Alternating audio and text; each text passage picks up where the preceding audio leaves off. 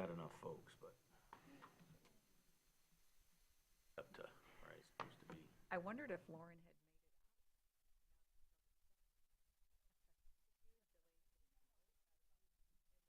had. I know.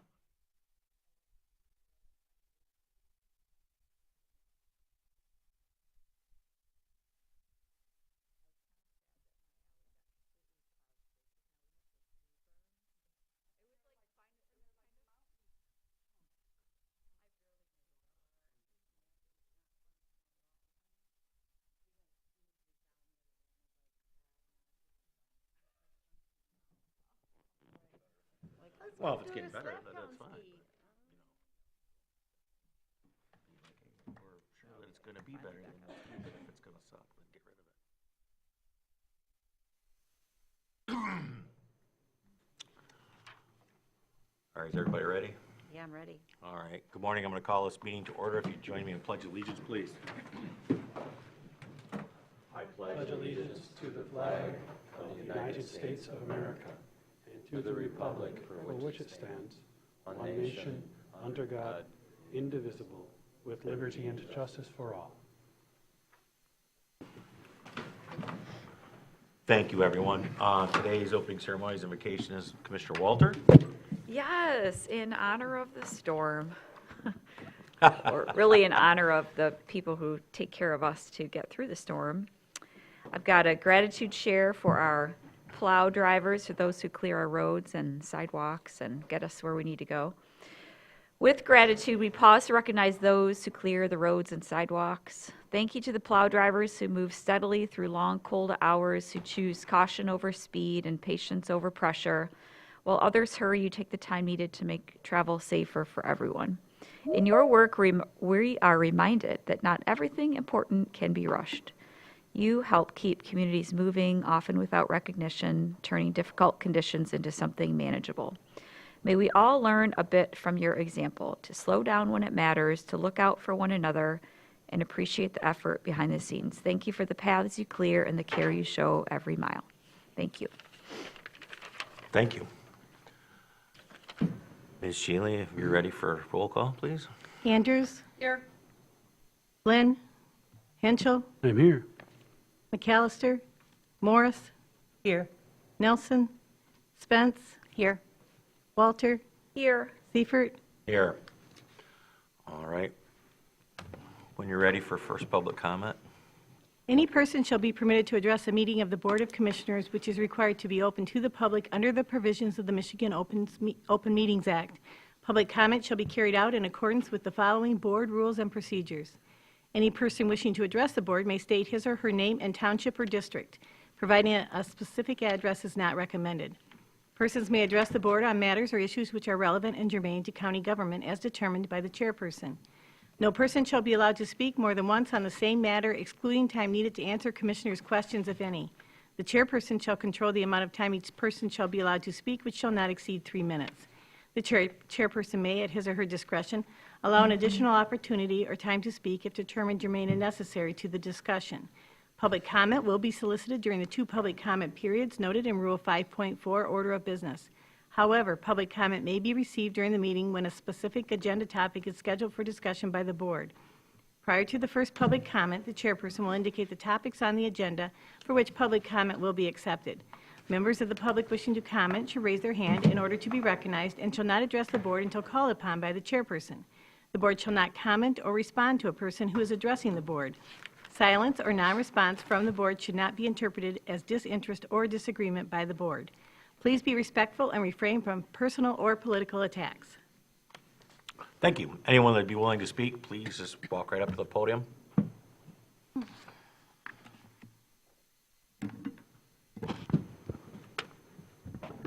Good morning, Commissioners. My name is John Chase. I'm a Mayfield Township resident and Grand Traverse County employee. I just wanted to echo the comments by Ashley Walter, or Commissioner Walter, excuse me, to say thank you to all of the staff at Grand Traverse County and Grand Traverse County Road Commission, our facilities staff, our Sheriff's Department, our Emergency Operations Center, everybody who has been taking care of us and continuing to make sure that all of our facilities, all of our roads, all of our parks stay open. All of those groups did a fantastic job. Special shout out to our facilities team. So thank you. Thank you very much. Anyone else willing to speak at this time? Seeing if there is none, we're going to move along. Approval of the agenda for today. Move to approve as presented? Second.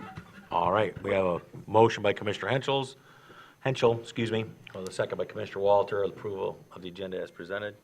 Do you want to say that? Yes, I did. At our last meeting, I believe we moved to have the Chain of Lakes Q&A added to receive and file at our next business meeting, which is today.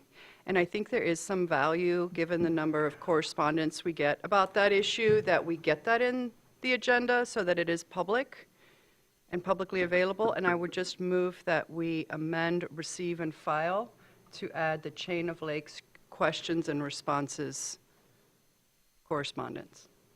Can we also add it to the next, I'll second that.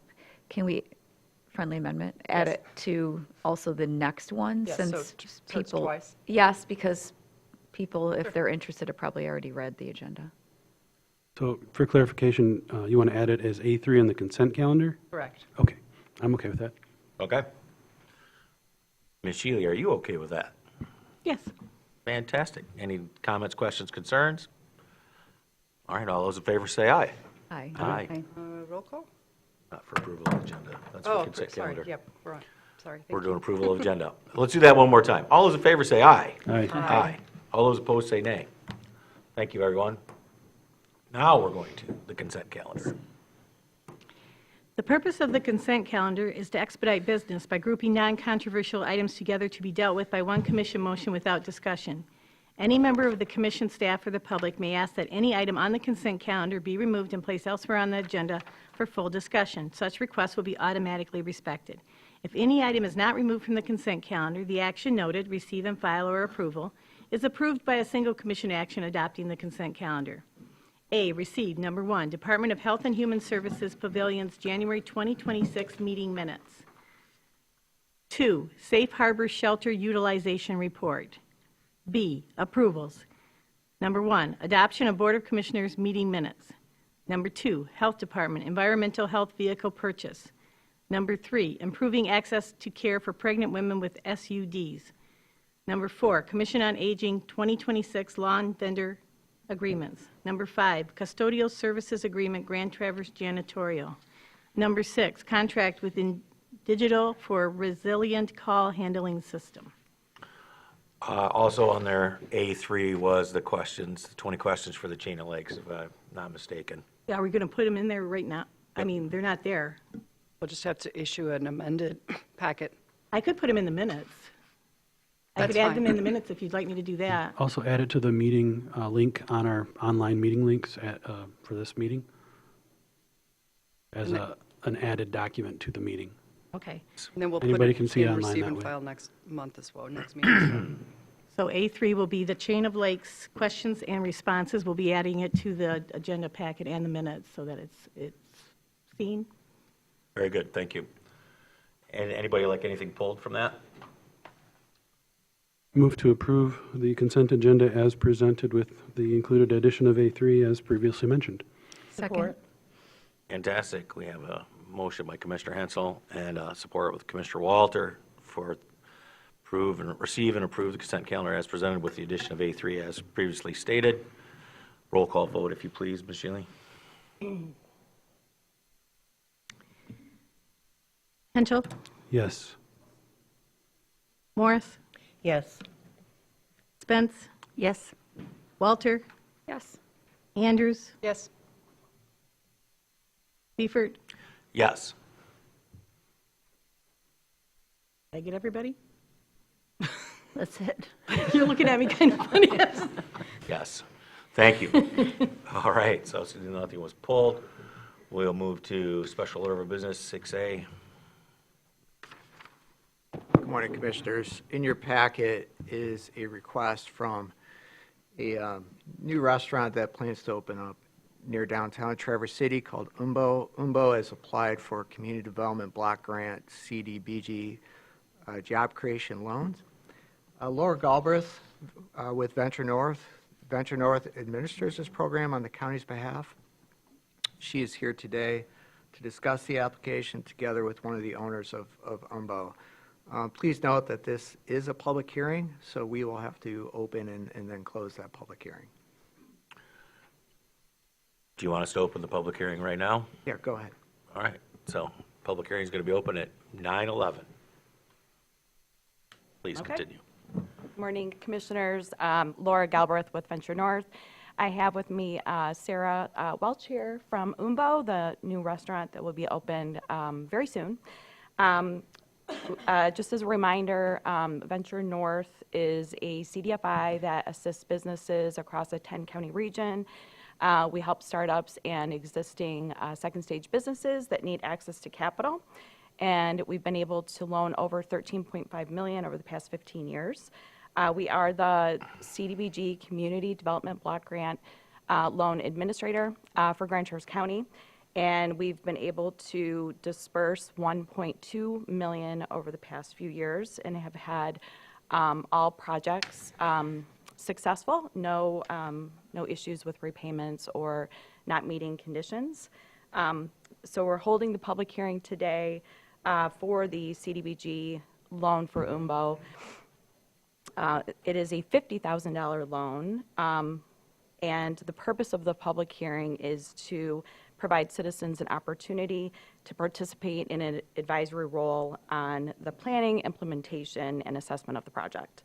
The primary objective of CDBG is to create jobs for low to moderate income individuals, and Umbo plans to hire, with this loan, 2 full-time positions over the course of 2 years, of which 51% of the positions will be low to moderate income.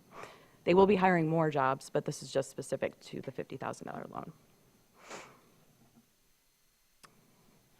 Umbo is a new restaurant on 430 East Front Street. The real estate was purchased from a commercial loan last year. Ownership is shared by Sarah Welch and Cameron Rolka. The restaurant will focus on high-quality, intimate raw bar and tasting menu featuring local beer, natural wine, and draft cocktails. Sarah and Cameron have years of experience in the industry. Most recently, they've have an ownership interest in 2 restaurants in Detroit. Sarah has been recognized by her peers and has been nominated for several national awards in her culinary skills. They are bringing, Sarah and Cameron are bringing their knowledge and skills to Traverse City to replicate their successful business model. The Grand Traverse County CDBG Loan Committee met on March 13th and unanimously approved the loan request. Commissioner Seifert and Deputy County Administrator Forsyth represented the county. Other members of Venture North's loan committee included 5 individuals with finance and expertise in economic development, along with our attorney Greg Light from Bowerman, Ford, Clulo, and Light. The terms of a loan are, it's a $50,000 loan, 3% interest, 36 months fully amortized. The next steps in the process is the county clerk must provide a brief description of this public hearing, including the date of the hearing, the number of citizens attending the hearing, and a summary description of the comments made at the hearing. The county commission must pass a resolution as outlined in the CLP application that was included in your board packet after completion of the public participation requirements, and Venture North staff will be responsible for providing the environmental review to Michigan Economic Development Corporation for review and for final approval. Thank you. Any questions? Commissioner Walter. Just that living downtown, everybody's really excited about this restaurant going in, so thank you for bringing it to downtown. I think it's a little error or note on the actual application itself. It has Representative John Roth listed as the representative, but this is actually in Betsy Kofia's district. Oh. It should be House District 103, Betsy Kofia. We'll make sure to update that. Yeah. Thank you for bringing that Just to our because attention. I don't know that it matters, but that is your representative where Yes. you are. Thank you. Any more comments, questions, concerns? Commissioner Henschel. Could you perhaps summarize why this particular venture was not eligible for traditional finance and they had to get a government-sponsored loan to put in another bar and restaurant in Traverse City? It was, the business did receive a commercial loan, and it was through the acquisition of the real estate last year, and additional working capital. This is just in excess of some of the extra construction costs and some additional working capital that were needed. The business qualifies because they're hiring 2 positions, and we're always looking for projects that qualify within this loan program. Okay. Commissioner Andrews? Can you explain if this loan is the stimulus for the 2 positions that are being created? But for this grant, would those 2 positions not be created? I think that the positions are, there will be positions created for this project, but this particular capital that we're providing is just the finish off the project. So I think it's been under construction and almost finished, and there's just these additional pieces. And so, but for, I don't know if I can answer whether or not those positions would or would not be created, but the project would be finished, and these positions are anticipated to be created. So I guess my understanding of this loan is it's meant to incentivize job creation for low-income people, and every restaurant in Traverse City qualifies, right? Is that right? Yeah. That every restaurant in Traverse City could qualify? It's 80% of the median income, which is $60,000 in Grand Traverse County for a single household. So as long as you have 2 people on staff that earn less than 80% of the median income. Okay, and is that every restaurant in Traverse City? I don't know. For this particular program, it's formulaic, and so we try to identify what the capital needs are for the project, and then it's $35,000 per FTE that you can receive. So because they are getting a $50,000 loan, we need to count 2 of the, I believe, 12 that may be hired over the next 2 years. Question, go ahead. Oh, and it's a 3-year loan, is that correct? Correct. And you've had 100% of your CDBG applicants and the people who've gotten these loans pay back their loans over Correct. the course of this project? Correct. Fair enough. Do you know what the interest rate is on these loans? 3%. It's 3%, thank you. 3%. Question, Laura, on the application, although I know the focus right now has been on the labor component and hiring the 2 FTEs, but the application itself, it has the budget for this CDBG loan, I always get that wrong, I know, it's hard. is $50,000, but in the form, it has $25,000 for machinery and equipment and $25,000 for inventory for a total of $50,000, and that, and then down below it has equipment and then working capital, but it doesn't list the budget as including the part of it for the FTEs. It's not, the loan doesn't need to fund the salaries of the FTEs. Okay, thank you. Yes. It just helps to, yes, but their overall project has to employ lower income, create Correct. 2 jobs, It or needs to- create 2 or more jobs or whatever. Right, and it's Got it. available to low income, and so it's not to hire somebody to pay them low wages. Yeah. It's to hire somebody at the time of application that met that requirement, and then they could get advancement in pay, which is the ultimate goal of the program. Okay, yeah, so the loan is really for the inventory and the machinery and Correct. equipment. Okay, thank you, that's Yes. great. Is there a cap, is there a limit on how many of these loans the county can support? Do we have a certain amount of funds, or is it as many? You do. You have $650,000 available, so then if this loan is passed, you'd have $600,000 available.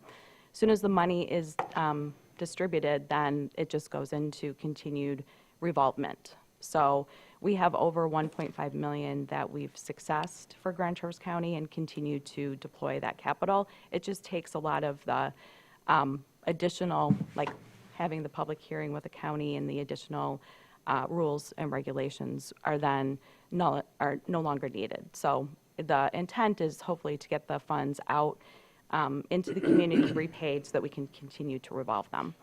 Or if it's the concept is called defederalization, correct? Correct. Which is once the, It's I love that word, defederalization. Once these dollars are fully distributed, dollars coming in would then be able to be loaned out with less of these federal regulation requirements. Commissioner Henschel. Yeah, so I'll just tell the story again. This is from 1978, the year I was born. The federal government, I know, the federal government gave $1 million in a community development block grant to this area, and it just kind of sat in the coffers of the Grand Traverse County. It was underutilized until we started in, I think, 2019. We really started working with this new program, and it's been used, as we can see, down quite a bit now. And as it gets washed from the federal strings, it won't have to come before us anymore. But the idea was, at the time, it was a federal stimulus to try and get the economy going. And if we don't take it and use it, they'll just give it to someone else. It's not like they're going to lower taxes. So we, personally, as a fiscal conservative, I think it's a horrible use of government tax dollars to be loaning them out when we have a banking system that does loans. But here we are. So kind of pragmatically, if we don't do this and make the best of it, it's going to be wasted, which is an even worse use of tax dollars. So I think I'd like to see I'd like to see a gap filled somewhere, and restaurants and bars are not a gap in this town. But I also have a ton of respect for anybody that is going to run a restaurant or bar because it's a lot of work, and so I'll support this for those reasons. But as we work through this last 600,000, I'd love to see some more manufacturers, more, tourism is a big part of our community and I support it, but also we have other segments and we need to have a diverse and robust local economy, not solely just tourism and restaurants.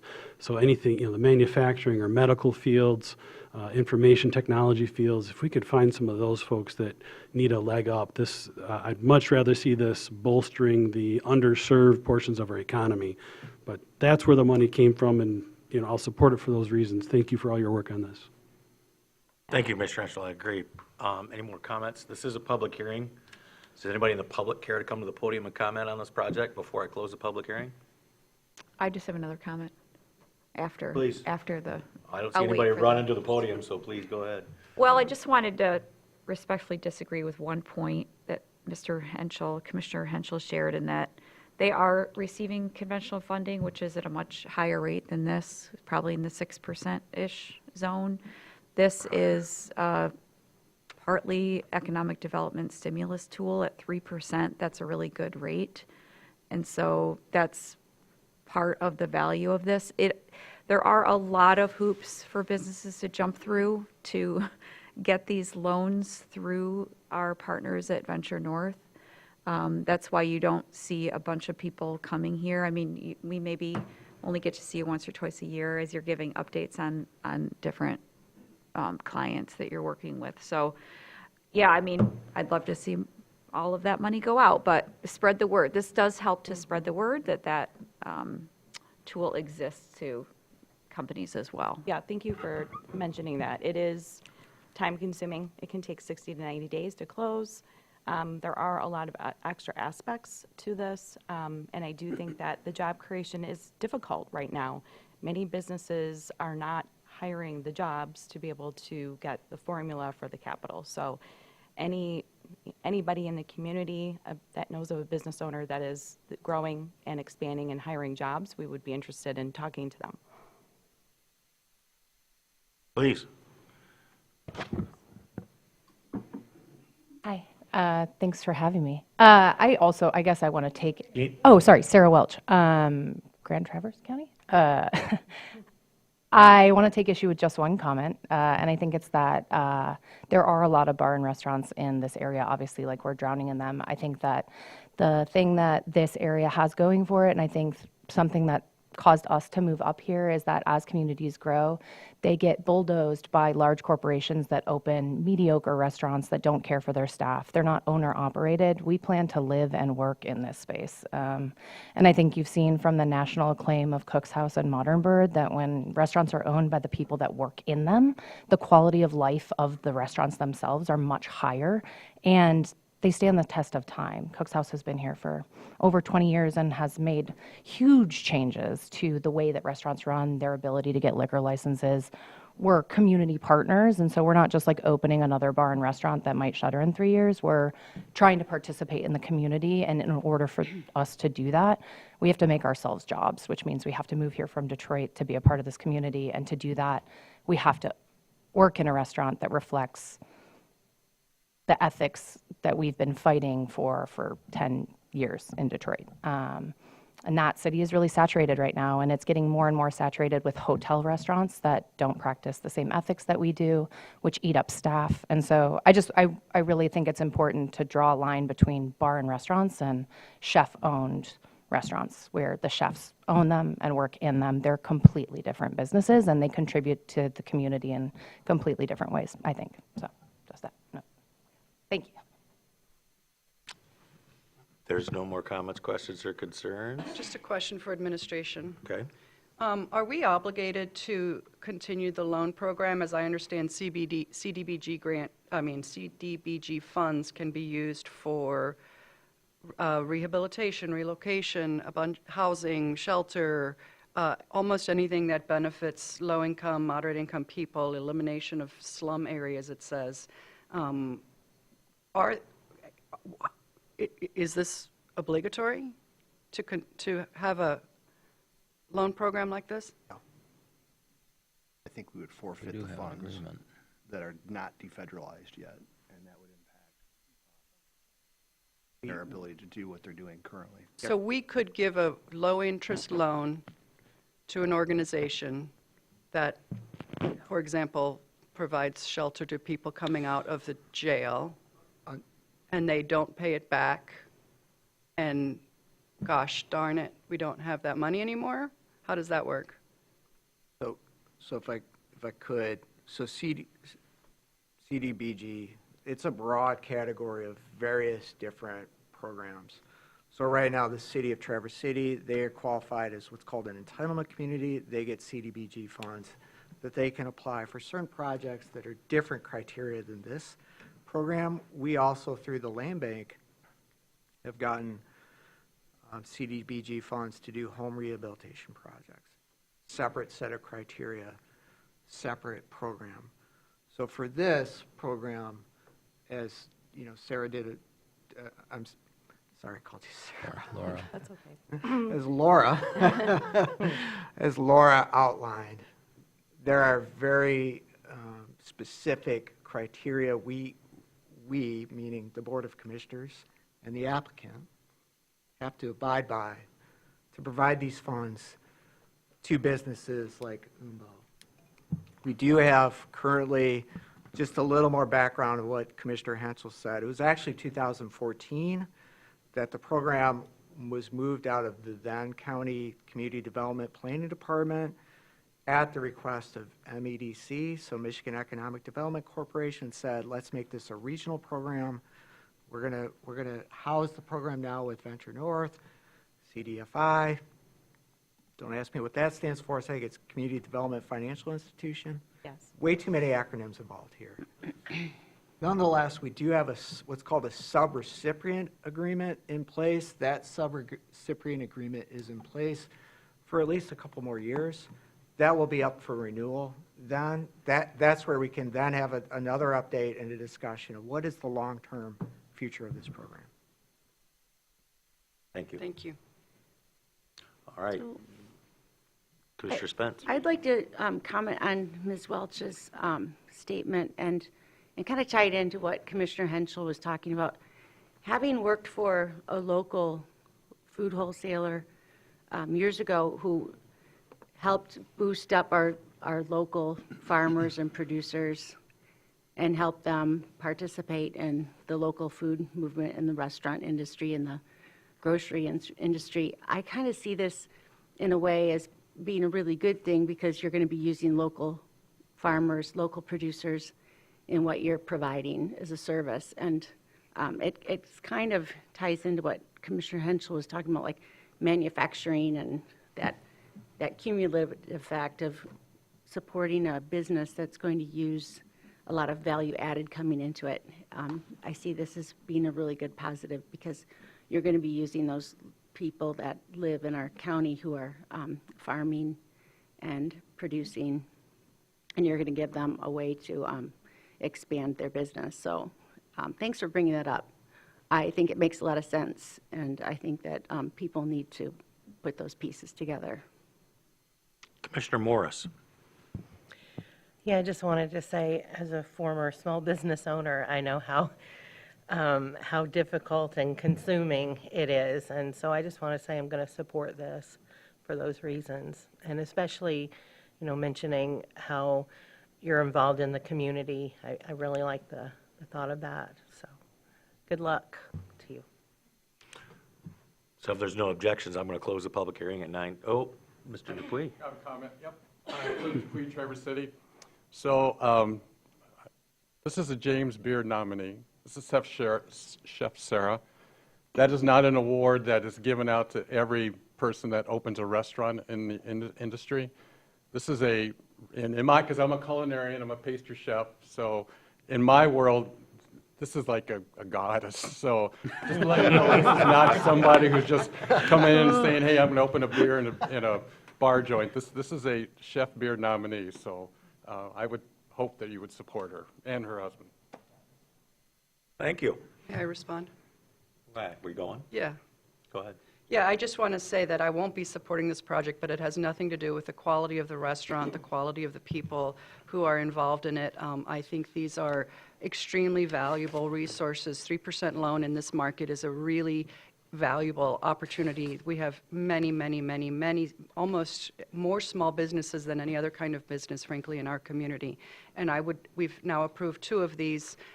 We keep giving them extensions. They don't follow through on what they say they're going to do in terms of producing the jobs that they promise. I don't think this is the kind of project that I think we should be supporting in terms of communities that need smaller loans to fill gaps that otherwise have no access to traditional markets and are truly providing low-income jobs that otherwise wouldn't be provided. So, but it has nothing to do with the quality of the food, the quality of the business itself, which I know I have no personal feelings about. All right. Commissioner Nelson, I saw your hand. Yeah, I want to thank Laura and Chef Sarah for your work on this. Anytime you can bring a new business to our community, it raises the value of our community as a whole. The state was absolutely brutal to this industry, unforgivable in my opinion, and it was very difficult to operate a business of this nature about 6 years ago, and for like 3 years after that. So the fact that you were able to survive that, this is $50,000 is it's a lot of money. I don't want to speak like it's somebody else's money, so I'm not saying it's a lot, but it's a crucial piece to a whole package stacked of different financing and I'm sure your own money, your blood, sweat, and tears. So, as I'm sure you understand. So I have a lot of confidence in your ability, having survived what we've survived, to continue on, and I welcome you to our community, and I look forward to coming there sometime and having a meal, and I wish you every good luck with this. So I know you got a lot of work ahead of you. This is not easy, so thank you. And thank you, Laura. I'll go ahead and make the motion to. Where on public hearing we have to. I get thought on you already public closed it. I did not, because Mr. Dupuy came up and wanted to make a comment, Okay. so I paused it. A few more talks. Few more talks. So if we're not going to have any more comments, then I will now officially close the public hearing at 9:35. Commissioner Walter. Thanks. I'll make the motion to authorize a resolution, Community Development Block Grant Loan Fund application for, is it UMBO? UMBO, UMBO. Traverse City LLC. I'll Second. support that. Oh, All right, so we have a motion by Commissioner Walter with support from Commissioner Morris to approve the resolution as presented. This will be a roll call vote. Is it UMBO or That's what I just said, it's UMBO. It's Umbo? UMBO, and there is a story behind it. Okay. I just want to, Whenever you're ready. sorry. I'm ready. No worries. Morris? Yes. Nelson? Yes. Spence? yes. Walter? Yes. Andrews? Oh, Henschel? Yes. Seifert? Yes. Thank you, everyone. Thank you very much. Best of luck to you. Look forward to it. So we're going to move on to 6B. Mr. Alger, if you please. Thank you, Chairman. So this is an update to the Board of Commissioners very early on in the process from GFC International and Galit Cohen and her co-host Cher, which I'm losing her last name at the moment, but they were here at the end of February and they did a great job facilitating through 3 different groups over the course of a week. They started with the executive committee to do some confirming our roles, making strategic messaging decisions, helping clarify, aspects of the projects that are already decided, which remain undecided, and what will be decided in the future. I think that her efforts with the executive committee directly really focused in that group to say, here is our purpose, here is our role, and how that committee can move forward to carry out the mission that this Board of Commissioners directed them to carry out.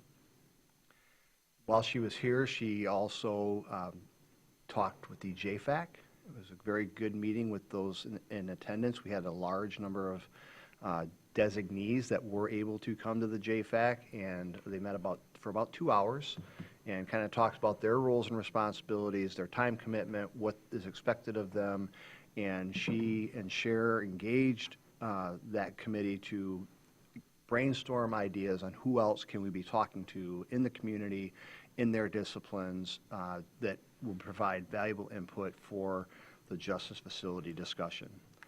And lastly, we concluded the day on Friday with the JTAC, the technical committee. Again, many of those members were part of the JFAC as well, but the technical committee really started to narrow down what their role is in this process as well.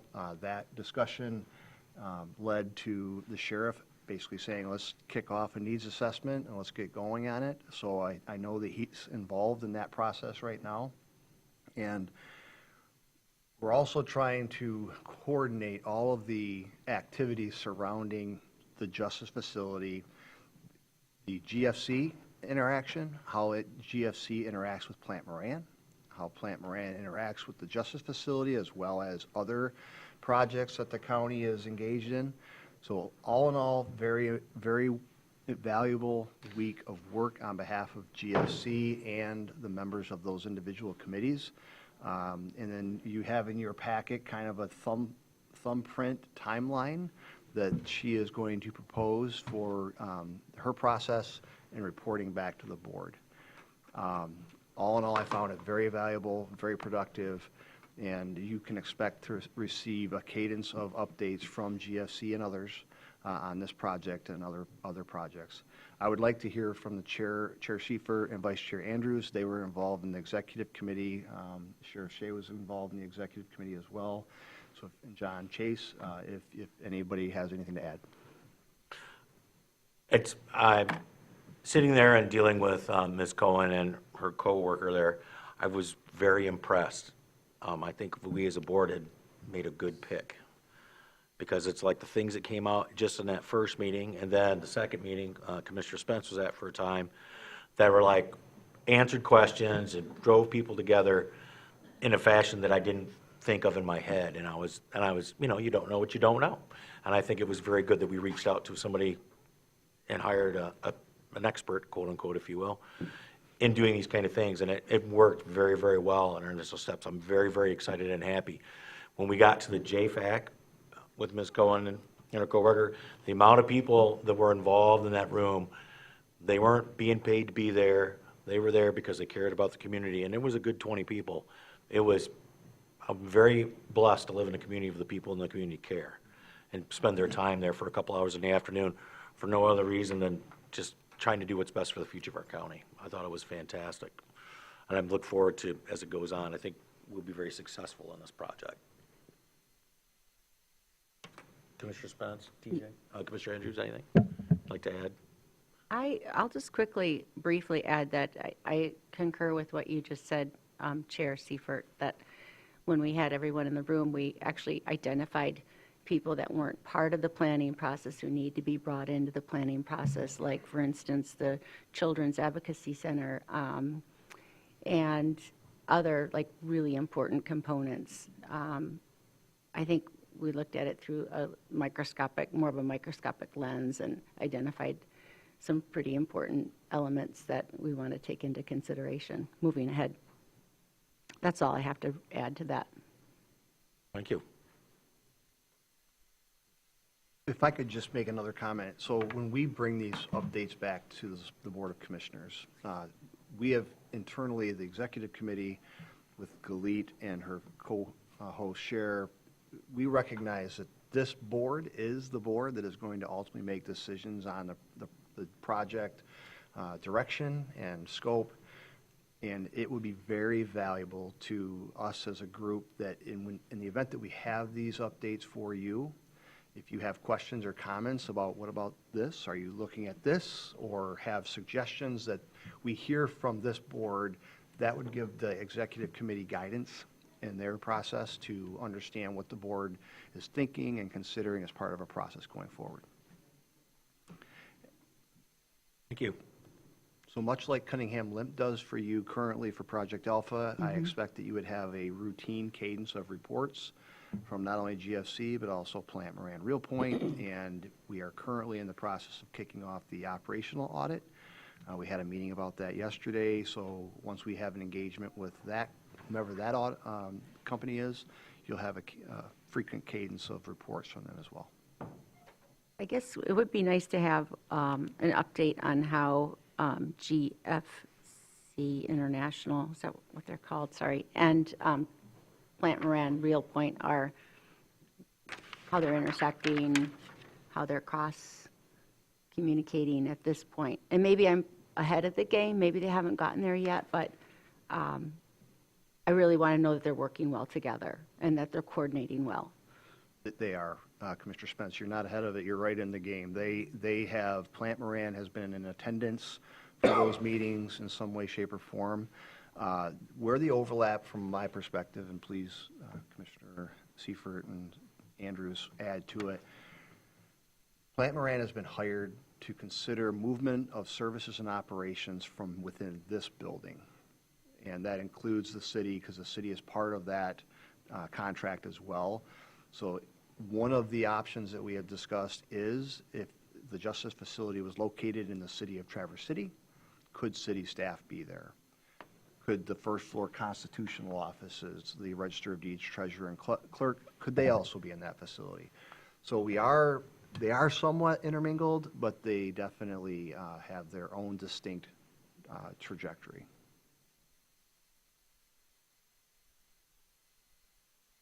Anything further? Anything further?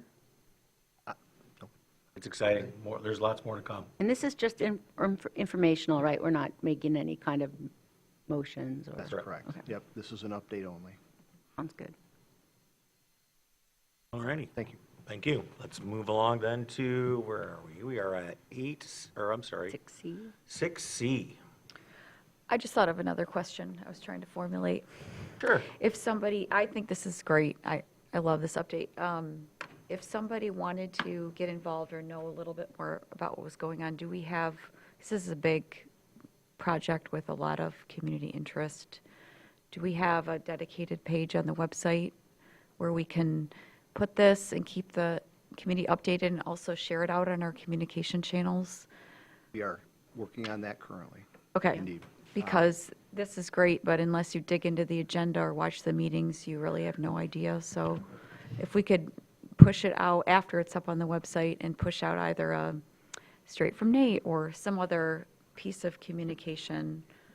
That is part of the engagement with GFC, that when we met the first time, that was one of the things that we delineated out as executive committee, is how we're going to disperse it to the public, invitations to the meetings, what was discussed at the meetings, this kind of plant or product, if you will, and that they're supposed to be, she's helping Nate do a dedicated web or part of a website where they can go and it's just about this, but it's not there yet. What we would like, we engaged Granicus last year, Commissioner Walter, and one of the benefits of that engagement is they have project pages that you can subscribe to, or we can put them on a website. I don't know if, I'm looking at Parks and Rec, if you get that Parks and Rec newsletter, that's a Grand Traverse newsletter, that's through Granicus. So you can have a project page for each individual project, but I think it's best that we locate those on our website. Yeah. And then if you want to subscribe to that, and you can actually subscribe to more detail, more content, that's an option for the citizen that wants to do so. Great. What's the timeline on getting it up and running? That is, I'll have to talk to Ms. McKellar and Ms. Emery and Ms. Cohen. Okay. Thank you. Good questions. All right, nothing further? Let's move along. Let's go to 6C, Project Alpha. Mr. Forsythe. So Commissioners, at this time, I'd ask representatives from Cunningham Limp to approach, and they can walk through the various documents that I've included with the agenda item report, and we can have a discussion about ultimately accepting the guaranteed maximum price and moving forward with construction. Good morning, Commissioners. Bobby Peplinski with Cunningham Limp, resident here in Traverse City. With me here today, I have Jerry Tomzak, who you've met with before, as well as a few others from Cunningham Limp that are here and available to answer any questions about the scope of the work, the guarantee maximum price that we're putting forward today, the process that we've gone through to get to this point, anything about the project that you would like to know more about, because we're hitting an important milestone today. So as well with me today, I have Kyle Sweenor, who will be the project manager for the project from Cunningham Limp, as well as Seth Johnson. And then electronically, we have Blake Malliott, who's my colleague that couldn't make it here today in person, but he's the lead estimator for all Northwest Michigan projects for Cunningham Limp. He worked extensively on this project, knows it top to bottom. He'll be able to answer anything on the side of pre-construction services, the estimating side of things, anything specific about the bids that came in or numbers. So that's the team that's joined me today. How I would like to go through this is just through a brief kind of history of how we got here, and then review high level the guarantee maximum price amendment package that we have prepared and provided, and then just be available for answering any specific questions that may come out of that. So getting into kind of the brief step, well actually what we're here for today is presenting the guarantee maximum price amendment. We presented that last week on Monday with internal county staff, as well as some others that joined outside. Commissioner Spence joined, some individuals from the building authority that would like to see a preview, and then also the next day we also presented again to the full building authority group, as well as the third-party consultant that the county has hired for help through this process with Spicer. So last week on Monday and Tuesday, we presented the information on Project Alpha, the guarantee maximum price, all of the documents that we've provided today, to go through their last sign-off approval, steps like that. During that time, we took a brief look back at how we got here, and that's where I'd like to start today. We started coming on board really at the end of 2024. We started working through the process where you start high level of understanding what do you want to achieve with a project like this, and then be able to figure out the space planning things, and then get to what's called the schematic design set of drawings. At the point of getting schematic design drawings done, we were into April of 2025. At that time, with the Board of Commissioners' direction, really what we were focusing on is a few things: being financial stewards of the community for this project, balancing that against obviously serving the community needs with this project. This is an important project that's going to serve this community, and it was important to make sure that they had the space, the equipment, the requirements for this new facility, but also that it can stand for many decades moving forward. We didn't want this to be a short-term fix to what needed to be a long-term solution.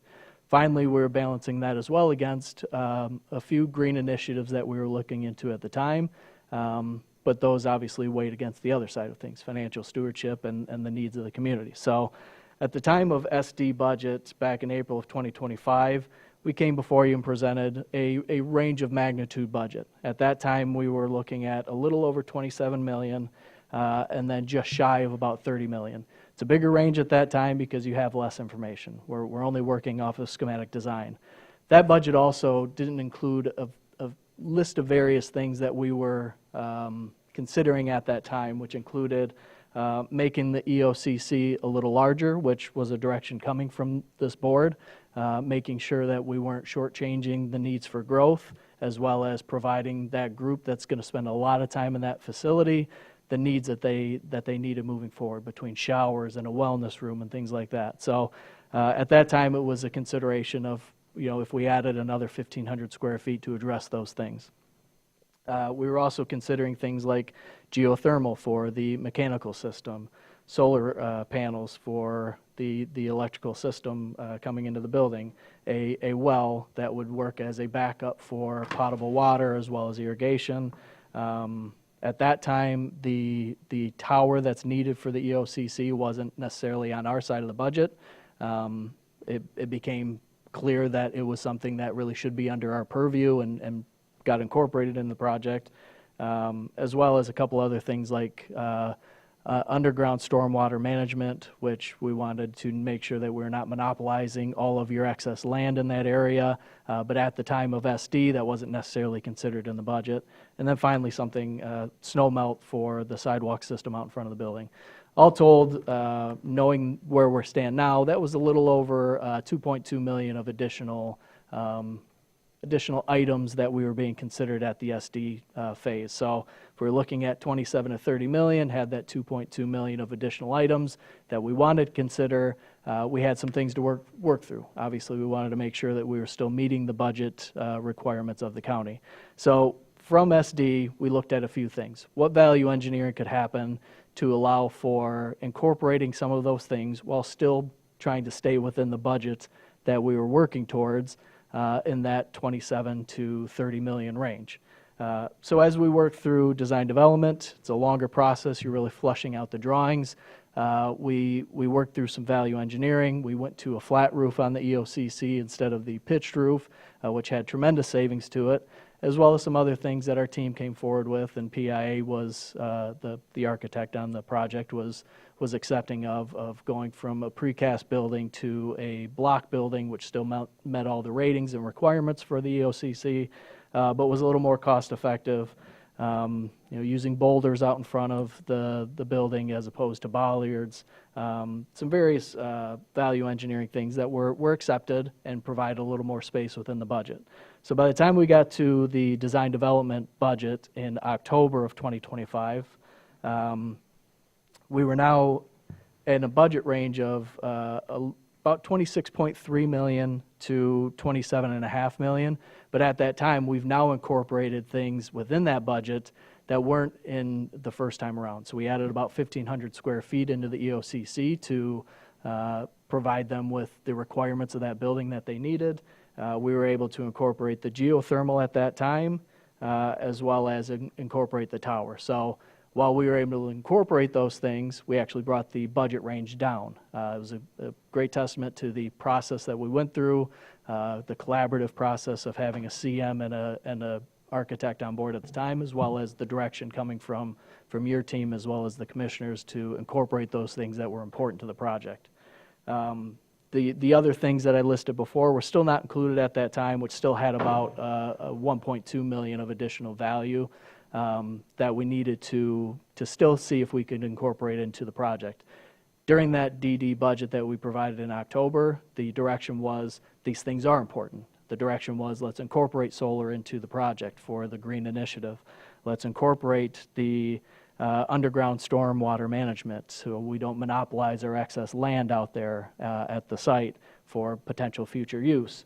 The tower, we brought that up higher because we didn't want to put a tower up and then have the trees outgrow it, and then all of a sudden you have an issue with service again. So those things were incorporated into this, and that was the direction for finalizing the drawings. So from that point, PIA worked to finalize the drawings and get to what's called construction drawings. So those are the CD set. From a construction drawing set, we're then able to go out to the community as well as the entire state and go through a competitive bidding process on behalf of the county to get the lowest, most qualified bidders for every scope of work for this project. So we've gone through a competitive bidding process that Blake helped to lead, and through that process we're able to get 148 bids for this project.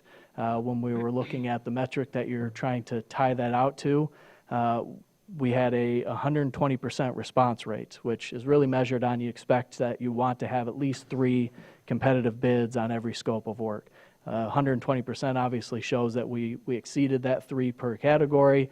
A lot of Grand Traverse County, as well as other Northwest Michigan subcontractors that were bidding on the project, as well as throughout the state. It's a very exciting project, one that a lot of subcontractors and workers in the state of Michigan want to be a part of. So we got a very competitive bid that came through, which helped us to incorporate those few other things and still stay within the range of budget that we started from the very beginning. So today we're here to present our guaranteed maximum price of $27,795,000.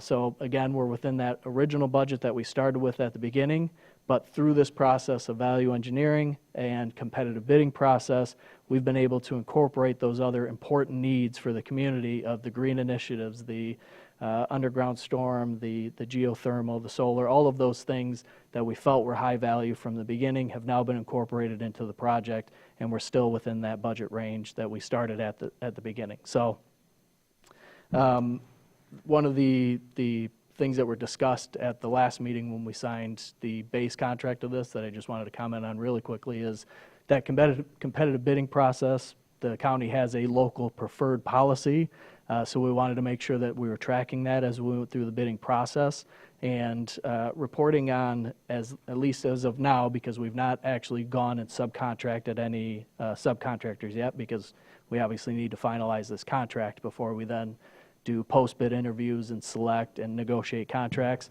But based on the low qualified bidder as it stands today, what we would be recommending for the most part, we have a 84% local Grand Traverse County subcontractor base for this project. There's a few of those that would be outliers to that, which you don't, when you have something like the EOCC that have precast for the roof system, we don't have any local precast subcontractors that perform that work that provided a bid. So there's a few of those that you're just not going to have anyways. But as of right now, 84% would be the local preferred group that we would be likely to recommend today. And of course, we have to go through final negotiations and finalizing those. But as it stands today, that's where we're at with the local preferred side of things. So that's where we're at today. With the packet that you've received, we've provided our guaranteed maximum price amendment. It is an amendment to the agreement that we signed last month.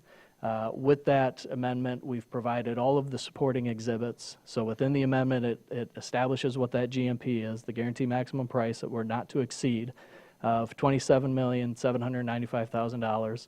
We've provided a specification, which is our specification, providing a further written narrative of the project. We then provided the drawing list, which has all of the drawings that Partners in Architecture have prepared on this project, as well as their project manual, which is about 1,400 pages itself, to make sure that it's very clear what the scope of this project is and what the subcontractors have to perform, as well as what we're responsible to deliver. We've then provided a project timeline, which is showing that weather allowing, we would be starting construction mid next month in April. The COB building is expected to take just under a year to complete. The EOCC building a little bit longer at about 14 months, so it'd be done expected to be done in June of 2027.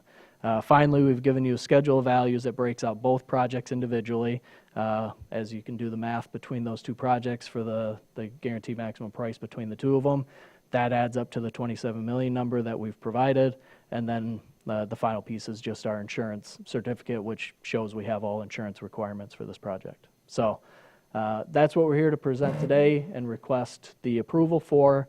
If there's any specific questions about the process that we've gone through, the scope of work that's included within this project, anything about the bidding, we have our team here ready to answer any of those questions. Thank you. Any questions? Commissioner Walter? Thanks for being here. Yes, of course. Remind me where we landed. I know we talked about it a little while ago, about furnishings and everything that goes in the buildings. So Absolutely. where are we with that, and how does that come into play with this price? Yep. So two sides of this. Some of the furnishings is within our number. So there's some things that were specifically called out within the drawings and the specifications that Cunningham Limp would coordinate, install, and cover as part of the process. A big piece of that would be the 911 center consoles. That is a very specific layout for those 911 operators for their call center. So that's included within our budget. There's a lot of the IT that goes into each of these buildings that's included within our budget. But then we did know that there was a group of the FF&E that is being handled directly by the county. Cunningham Limp will help to coordinate for that installation and the process of it coming in. But the county has been meeting since we were last together and finalizing the scope of what FF&E needs to be provided as part of the project, as well as putting together a high-level budget of what that means. We have, at least at a high level, had discussions to go out to a company called Interface to help with the FF&E design side of things. So you'll get a better budget expectation once that design's there. It will still be competitively bid between different companies that provide furniture, but we will start that design process. But at a high level right now, the county has been working through what furniture and fixtures that they currently have will come over to the building. They've identified what that is, as well as what an expected budget will be for the new furniture and fixtures that will need to be incorporated into the building, which includes, tables, chairs, things like that. But then there's other things like a lift for the COB building for working on a vehicle. Some of those things that, it's very specific to the end user, that the end user goes through and makes those decisions on. So as early as this morning, we were meeting as a group to talk about those furniture and fixtures. Okay, And so some things are already included in this number absolutely. that are very specific, like Yep. you called out. But other than that, the rest of it is not included in this number. Correct. Okay. And we've been working to review and refine and develop a plan. And John Chase, he's here this morning, and he's prepared to even go into more detail about how we're addressing FF&E for this project. Thank you.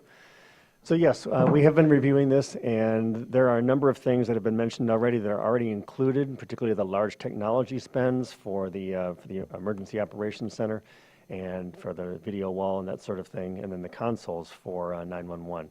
So those are already included. There are a number of things that are not necessarily included, so that specifically is the furniture and fixtures, so the workstations for both the Cobb building and the EOC 911 for staff who are going to be there, non-dispatch staff.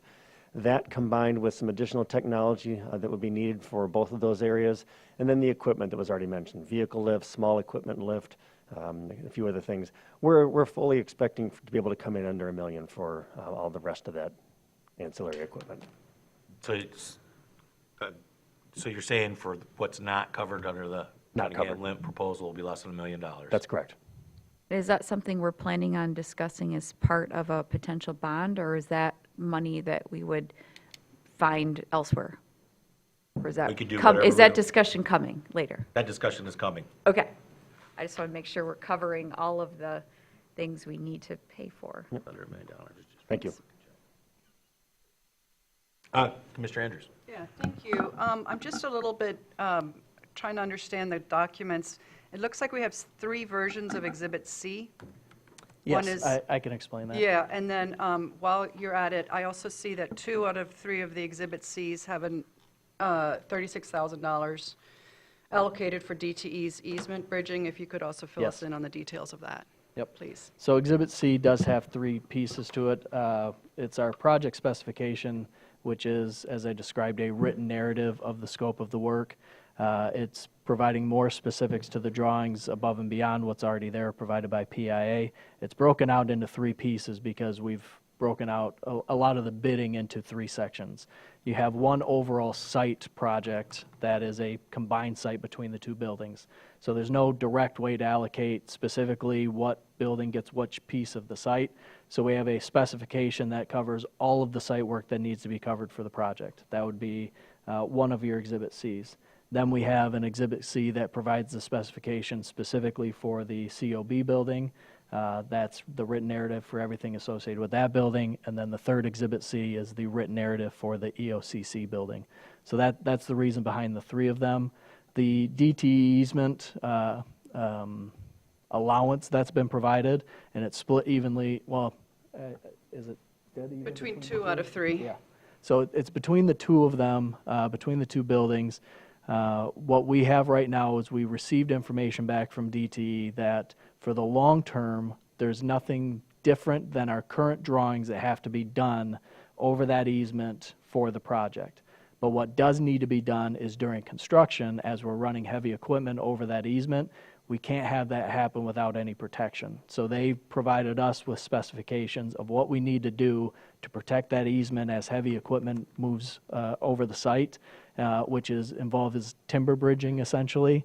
So what we know right now is that as we move equipment around the site, we will have to incur some cost associated with bridging over that easement, and we wanted to make sure that we had those costs incorporated within this.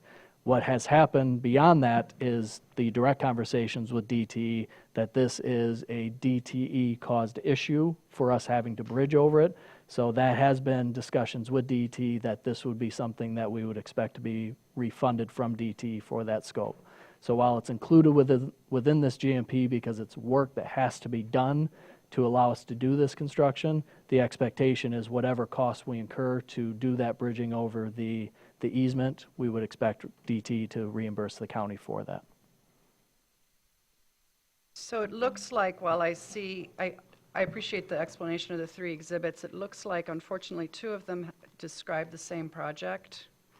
So I'm looking at page 84 where it says, the project is for the COB, and then the specification says for the COB, so that appears correct. But then when you get down to the second Exhibit C, it says the project is Grand Traverse County Project Alpha, but again, it refers to the COB, which I would have thought that would say the EEOs. Yep, that's corrected as a typo there. And then also all of these are located in Grand Traverse County, not Traverse City. Absolutely. And then question, I guess, has legal reviewed all these? Yeah, if you look at, I think it's the first page, you see the Cole Stoker Toski stamp at the bottom. The first page of what? The GMP addendum or amendment. The is that the last page in the document? Page 71 of 120, I think. Page 71 of, yeah. I'm just, Yeah, every single aspect of the contract documents, including the necessary addendum to partner in architecture's agreement, have gone through hours and hours of meetings with Tim Perrone, with Matt Nordford's office. except that he missed the name of the Except for the project. typo of the exhibit. You know, I'm the king of typos, so that's not a Tim thing, that's on me.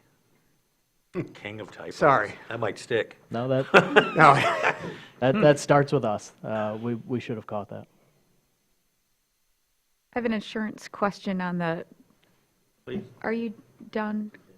Okay with that piece? There are just a few things in here that call out different insurance requirements. Is this, do we have to buy more insurance, change our plan at all? Is everything covered within our current agreements? Yeah, it's a yes and no answer. Yes, we have fully complied with our MMRMA risk transfer manual, and we've had separate review from our risk manager. His name is Matt Colson. And part of that review includes, and it's in our risk transfer manual, of when you're building a building, it's new construction, you should have builder's risk policy. So that is an additional cost. It's about a $35,000 cost to get that policy. So yeah, that's Is that an annual cost? Or? that is, I think, a one-time cost that gets rolled into our annual renewal subscription with MMRMA. So there's an upfront cost to purchase that policy. It's a rider, and then it's part of our subscription cost. Is that within our budget that we planned on, or? Not for MMRMA, but it would be something that we have. It is a single payment for the project itself, and Matt Colson said, you don't have to use MMRMA. You can go out to the private market. You could have it done through Cunningham Limp. We chose to use MMRMA because of the relationship that we have with them and the guidance we received from Matt. I'd like just if somebody could explain. I see that the building authority reviewed this in last week. It looks like March 10th. Snow days are creating a weird sense of time these days. But it doesn't look like Mr. Bowles was present at that. Can you explain what how the project was reviewed both by the building authority and also by Mr. Bowles? If he isn't in there, that's a mistake in the minutes because he was there. He was sitting right behind me at the meeting. So we invited Nick Agostinelli, who's the chair of the building authority. We had a meeting with Cunningham Limp on Monday. Yeah, Monday the 9th. Monday afternoon. He was in attendance with Cunningham Limp and staff, walked through a lot of questions that he personally had about the project, information that was interesting to him. I found it interesting that once somebody, I think it was Blake, said there's more than 4,000 pages, the request was trimmed a little bit for information to be provided. But then we had a meeting at the next morning with the building authority where we just walked through in more detail than this. We spent quite a bit of time walking through the timeline, each project. Mr. Bowles was present, and the building authority ultimately made a motion to move it forward with their recommendation. We'd also provided Mr. Bowles with the full package after that meeting where he had a chance to review that independently and provide his response that it did meet the expectations. So he was able to say 3 HVAC bids came in. He had all 3 of them and was able to review all of them for compliance. Yes, all of that information was available. We talked about bids that were received, number of bids, which bids, if there was any specific questions on individual trades, which we have all with us today as well. If anyone had a question about specific bid coverage and who bid it and where their numbers may be, we have all of that information available as well if you would like to discuss today.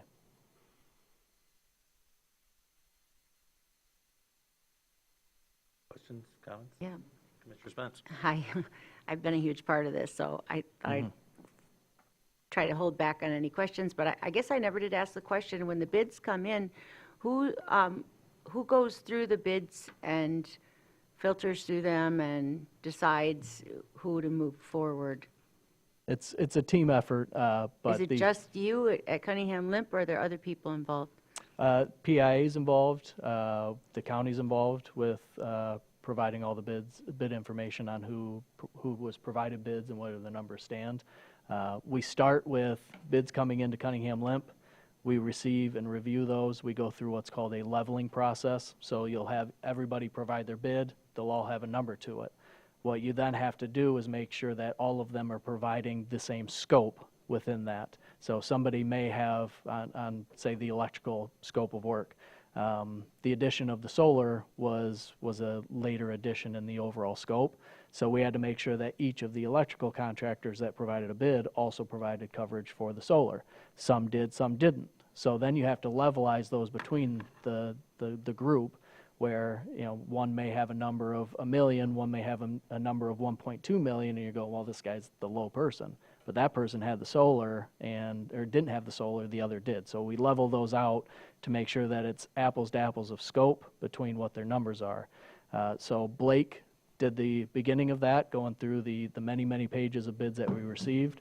We then sat down with the architect, PIA, to also go through and make sure that all of the scope was properly covered, making sure that the bids were leveled properly and our recommendations of the current low recommended bidders are all accurate. And then after that, we then had the 2 meetings with the county and the board building authority last week to, again, go through the result of that bid process and discuss any of the bids that questions may come up on.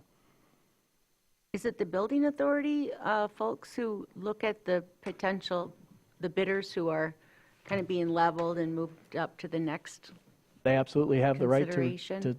to see all of it. We consider this an open book process, so if anyone, commission included, would like to see the bid results and where those numbers stand, all of that is open book and we will provide all of that information.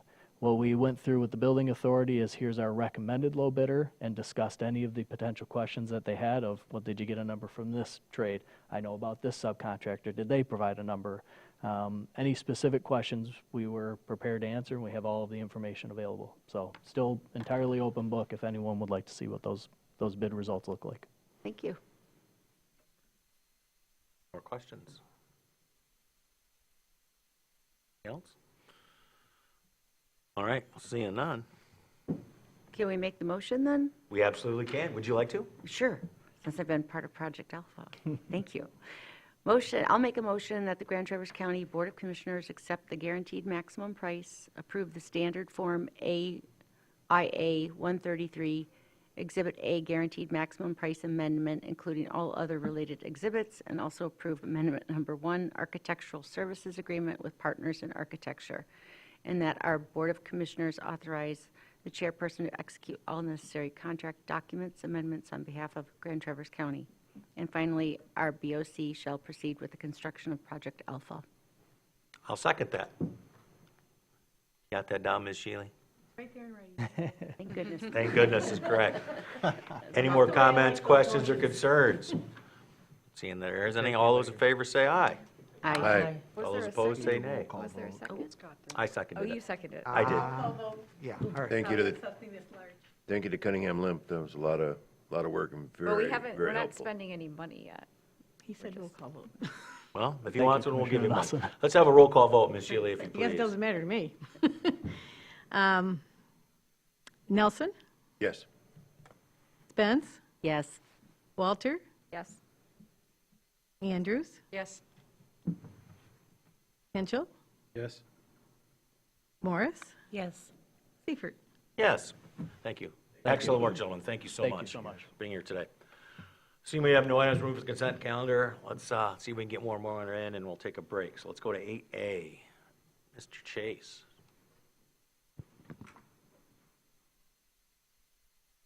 Damn, that's a lot of money. Good morning again.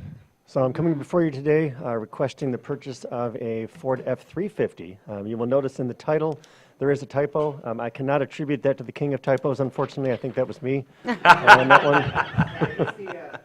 Let's blame him anyway. Brand's a typo? So yeah, it's a 350, not a 450 as listed in the title. All the rest of the documentation, including the invoice, is for an F-350. So that is being purchased or requested to purchase from Lunghammer Chevrolet out of Owasso. Sorry, Lunghammer Ford of Owasso. Here I go with all kinds of different things. $91,659. That's a combination of a couple things. So $54,953 is the cost of the truck proper, and then the addition of a salter and a plow at $36,706 for a total of $91,659. Lunghammer Ford is one of only a few dealers in the state of Michigan that can offer my deal pricing, and so that's where that pricing comes from. It's considerably lower than pricing that we can get local. And then in terms of an F-350, we do have a number of F-250s in place already in our fleet. We need an F-350 to be able to carry the weight of that salt box, and as well some of the piles that we need to push, we need the weight to be able to support that. And then I guess another reason, this is a perfect example, Friday, Saturday, Sunday, Monday. Have some heavy snow. Yes. Yeah, you have great timing. But we got through without it. Pardon? I missed what you said. We got through without it. But the Vasa We have parking an- lot's not plowed We have yet. another F-350. It is only one 350 that we have I now. missed It's one Salter, and it was a challenge. Yeah. Commissioner Hensel. Thank you. Thanks for your presentation. I'm just curious if you've looked into an F-450 as listed, slightly more durable, especially with the commercial nature of the work we do. Thank you for the question. We did not go to the level of looking at a 450. Okay. We do have a 350 now, as our other Salter, and that one has served well. Okay. I'm just wondering if you've explored what the price differential is for 50% more truck. Basically, it's gonna last more. It's gonna stand up to the abuse and hauling the tons of salt we needed this week. Just a thought. All right. Thank you. And on the piggyback on that, one thing, I have a friend who's had a 350 and now has a 450. The turning radius is much, much narrower on the 450 because the steering box is different. Okay. So, which I was shocked to hear that. Commissioner Nelson. That is true about the 450. I make a motion to approve this for the purchase of the F-350 with the plow and the salt box, and I highly recommend that you don't tell me where the keys are. Support. All right, Commissioner Walter. This has nothing to do with the vehicle because I don't really know much about trucks, but this did just remind me a while back, maybe you will all remember when it was, sometime last year, I think, we had in front of us possible new process for vehicle inventory, for buying and leasing. We're looking at a possible company to help us manage that. And then we said, no, bring us back some other options for managing our whole vehicle fleet in the county and figuring out, just that, the differences between leasing and buying. And I seem to remember the company and the software helped project, and this would be better to lease and this buy. And then also looking at, how to cadence the purchases. And then I'm not sure what happened with that process. And then also, this would give you an opportunity to give us an update on our asset management system. And are those now, is part of that our fleet management? Can you speak to those issues? Sure. So there's two questions in there. Yeah. The first question regarding the presentation that was made several months ago. I wasn't a party to that presentation, so I would have to turn to our administration team to best answer that particular one. Yeah, that was a presentation by Enterprise Fleet Management, provided they do the plane vehicles for the sheriff's office and a couple others, I think, throughout the county as well. I'm going to go back and look at that, Commissioner Walter, because my understanding was that there was no resolution after that. It was Right. So I want to make sure that I understand. But ultimately, it's a decision on behalf of the county, which direction do you want to go? And once you're leasing, a couple of comments that I recall were, once you're in the chute of leasing, you're leasing. It's a very difficult project to get out of. Like Columbia House Records Yeah. for the old people. Sometimes like a Serious million. XM. I do remember I remember that. And there wasn't So I a will go back savings either. and review that. But Yeah, where I remember, so I remember the sheriff's department talking about it because they had been using it. And then we talked about the rest of our fleet and management of that. And what I remember from that conversation anyway is that it was brought to us as like, here's a solution, rather than, here's the problem and here are 3 ways we could go about solving it. What do you want to do? So I would recommend, I'm going to move forward with this today, but if administration can bring back, resurface that issue of saying, this is the problem, and perhaps now this asset management program we have is part of the solution to that, I don't know. Come back to us with where we are with our fleet management overall, and maybe some ideas going forward of how best to manage it as a fleet. And I'll make that motion after we're done with this, but, and then you want to talk about your Sure. asset? Yeah. Yes, you had the second question regarding asset management. So as you mentioned, OpenGov is a service that we've contracted with. We're using that for our asset management and our workflow management. So we did roll that out in December, and we're continuing to, we're following a crawl, walk, run process with that. We're continuing to work with that and then implement different pieces of that. So Fleet is one of the pieces that we have implemented that did come with the software. And the piece that we've implemented is we can track vehicle usage and how we apply that usage to any activities that we're performing. So for example, plowing. As we're performing plowing, we are able to have a plow task in the system, know how much time we spent plowing, and then assign equipment like a salt truck a salt truck to that. And then at the end of that process, we'll be able to look through at the end of the season, for example, and say this is how many hours we were plowing, this is how much we were using truck X, truck Y, and truck Z. So we're able to start calculating that information. It'll take a while before we have a critical mass of information in the system, but we are using that function now to best understand that. What we can also do with that is we can add preventative maintenance pieces in there, so we can best support those vehicles over time, make sure that we're maintaining them, and make sure that they're lasting as long as they should. So a county employee who's, sorry about that, who is salting the Civic Center, for example, or plowing and salting, they then have an app on their phone or an iPad that they're logging that into? That is correct. Okay. And then does that cover the full, that fleet management part of the asset management system, OpenGov, did you say? OpenGov, yeah. Does that cover all vehicles outside of the Sheriff's Department fleet management? So it has the capability. I mean, it's an enterprise capable system, so we could expand that and use that to support fleet management for the entire fleet that the county owns. We're starting with the facilities management, because that's something that we can manage, and then working with others to see how we can broaden that. Okay, so eventually it could cover the DPW trucks or all the other health department vehicles and so on. It has the capability of doing that. Okay, so thank you. Sure. Appreciate that. There's no more comments or questions. May I make?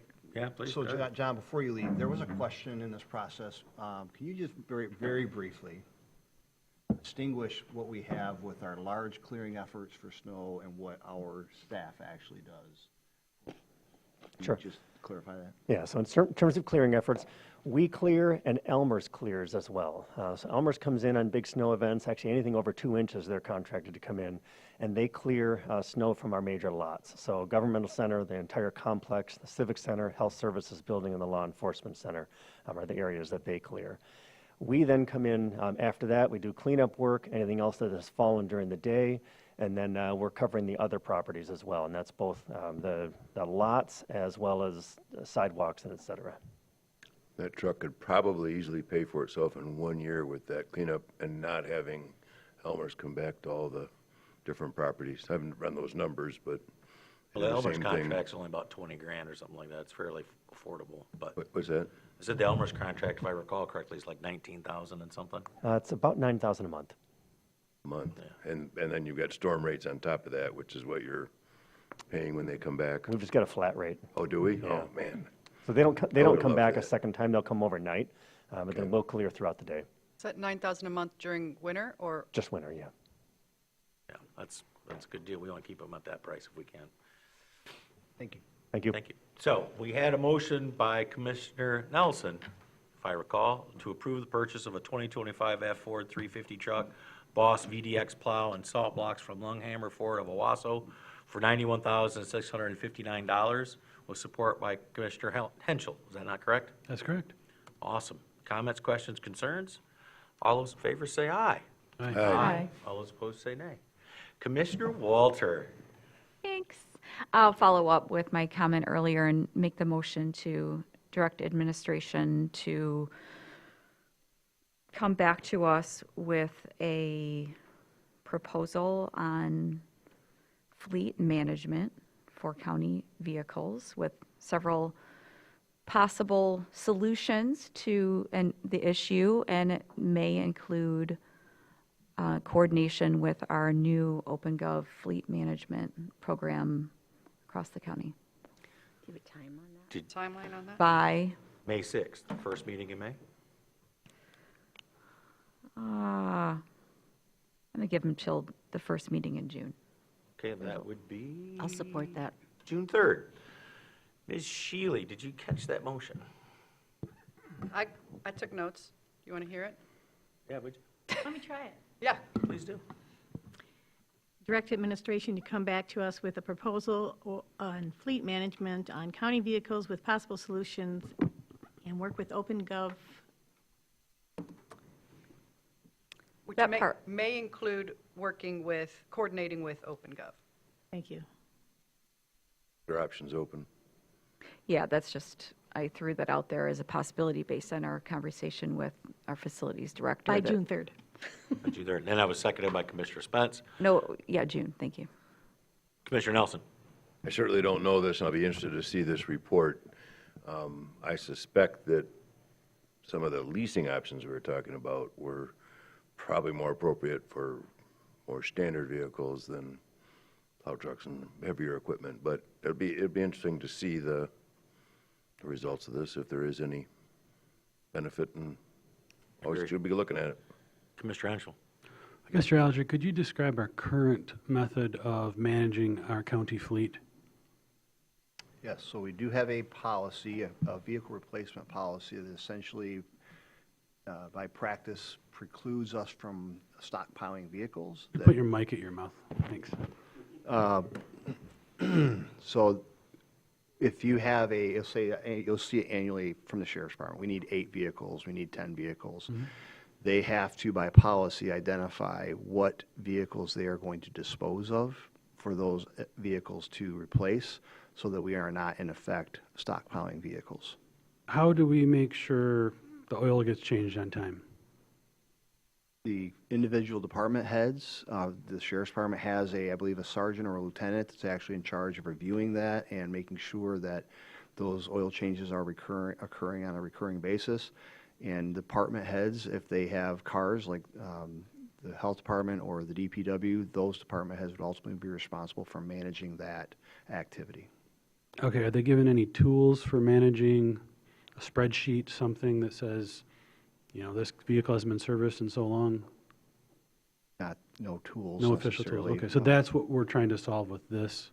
Well, part of particularly? it too, as I recall from the last conversation, something like that. And also, sometimes we use a vehicle too long and it incurs costs that don't make sense, but we don't have a way to currently, other than somebody's personal knowledge of what's going on with it. And so it felt like we were dumping money into things that maybe we shouldn't have, Carrying things too long. but we don't have a good sense of that. Yes. Well, we have a plan how we deal with this. We don't have the same Evergreen, plan. yes. We don't have the same plan for cars or vehicles, and I think it should, because cars get more expensive towards the tail end of life. They become dangerous if they become unmaintained, and you're carrying over things. Not only that, diesel vehicles with the last 10 or 15 years with their exhaust regulations that are now no longer present, but it's going to be a couple years before that happens. Well, the first thing that struck me was someone might be very adept at running a health department, but that doesn't qualify them to run a fleet of vehicles. Correct. So if we're not giving them the tools, we need something a little more formal for an organization this size with this many vehicles to ensure that they're getting the maintenance they need, and we're not dumping someone on someone who's not trained or qualified in managing a fleet or maximizing the use. And we've had complaints years past.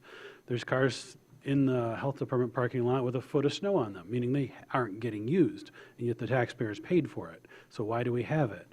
Those are the kind of things I would expect out of a fleet management program to ensure, yes, evergreen, they're the newer model that's not expensive to keep on the road, but it's also needed and getting used and being maintained. I agree, and the good thing about this is we don't have to reinvent the wheel, because I could think of 10 government agencies that are within a stone's throw from here that do exactly that. So, I think that's one of the nice benefits of OpenGov. If OpenGov works as I kind of see it working, it'll take all our different departments, and we'll be able to have department heads put in those assets, and then we can track like how many vehicles we have, when's the last time they had an oil change, which vehicles need new brakes, And if that OpenGov can interact with other departments, everybody will have access to it in a perfect world. I was with the Sheriff's Department on Friday, and this actually came up, where we were with the potential to have fleet vehicles or have a lease with Enterprise versus our county having our own law enforcement vehicles. So I'm really happy that the topic came up. Yeah, sheriff's does. They have their They have own. They have a Enterprise? separate fleet management. They do. No, what they're referring to most likely is the leasing of patrol vehicles. That's a little different situation. Currently, right now, as it stands, all plane vehicles, from command on down to detectives, are being leased through Enterprise. Where we did not go with Enterprise was the patrol side of that house, mainly because we punch a bunch of holes in the cars. We tack lights and radios and everything like that, and Enterprise does have a plan for that. They will include patrol vehicles, and they understand the value of holding those for a period of time and then exchanging them. The upfitting of these vehicles is costly. And, I mean, you're going to take a patrol vehicle that could cost $30,000, $35,000, and you're going to add $5,000 to $7,000 in upfitting. So it's just been something we've not scratched that itch yet, but certainly could be part of this analysis. Yeah, it might be a good time to do a cost-benefit analysis of the. What we have done recently, Mr. Forsyth and Ms. Payne from Commission on Aging had a discussion about leasing vehicles for Commission on Aging, and the analysis showed that it was easier and more cost-efficient for us to provide per diem to those employees using their vehicles for work purposes than it was to buy a fleet of vehicles or lease a fleet of vehicles. So I'm in for the analysis. I really think it would be helpful for us to have a look at this. There's a motion on the floor. No more comments, questions, concerns. All those in, Just a question for Mr. Chase. It looked like you were going to come to the podium and help us understand, I think, how OpenGov would work vis-a-vis fleet vehicles. And I guess one question, as I understand it, is does it include a central repository so that if you see that a vehicle is getting a lot of repairs outside of its ordinary maintenance, that I assume that would flag a potential for early analysis, so to speak, but if you could just speak to that. Sure. So there are some details that I don't have on that particular piece yet, just because we really haven't dug into it. But one thing that it does have, or the system does have, is it has what's called an overall condition index. So an overall condition index is a rating from 0 to 100, and we can build that for any asset, fleet included. And so we can also say with that overall condition index, it can automatically trigger a preventative maintenance action when overall condition index falls to a certain level. We can trigger inspections or specific activities. We can also build preventative maintenance actions for oil changes and for any other thing within the system. So there are those kinds of capabilities. It would not, to Commissioner Spence's point earlier, it would not specifically say brakes are on this schedule, oil changes on that schedule, tires are on that schedule, but we would build those preventative maintenance pieces and create the schedule. So it doesn't do it in reverse, if that makes sense.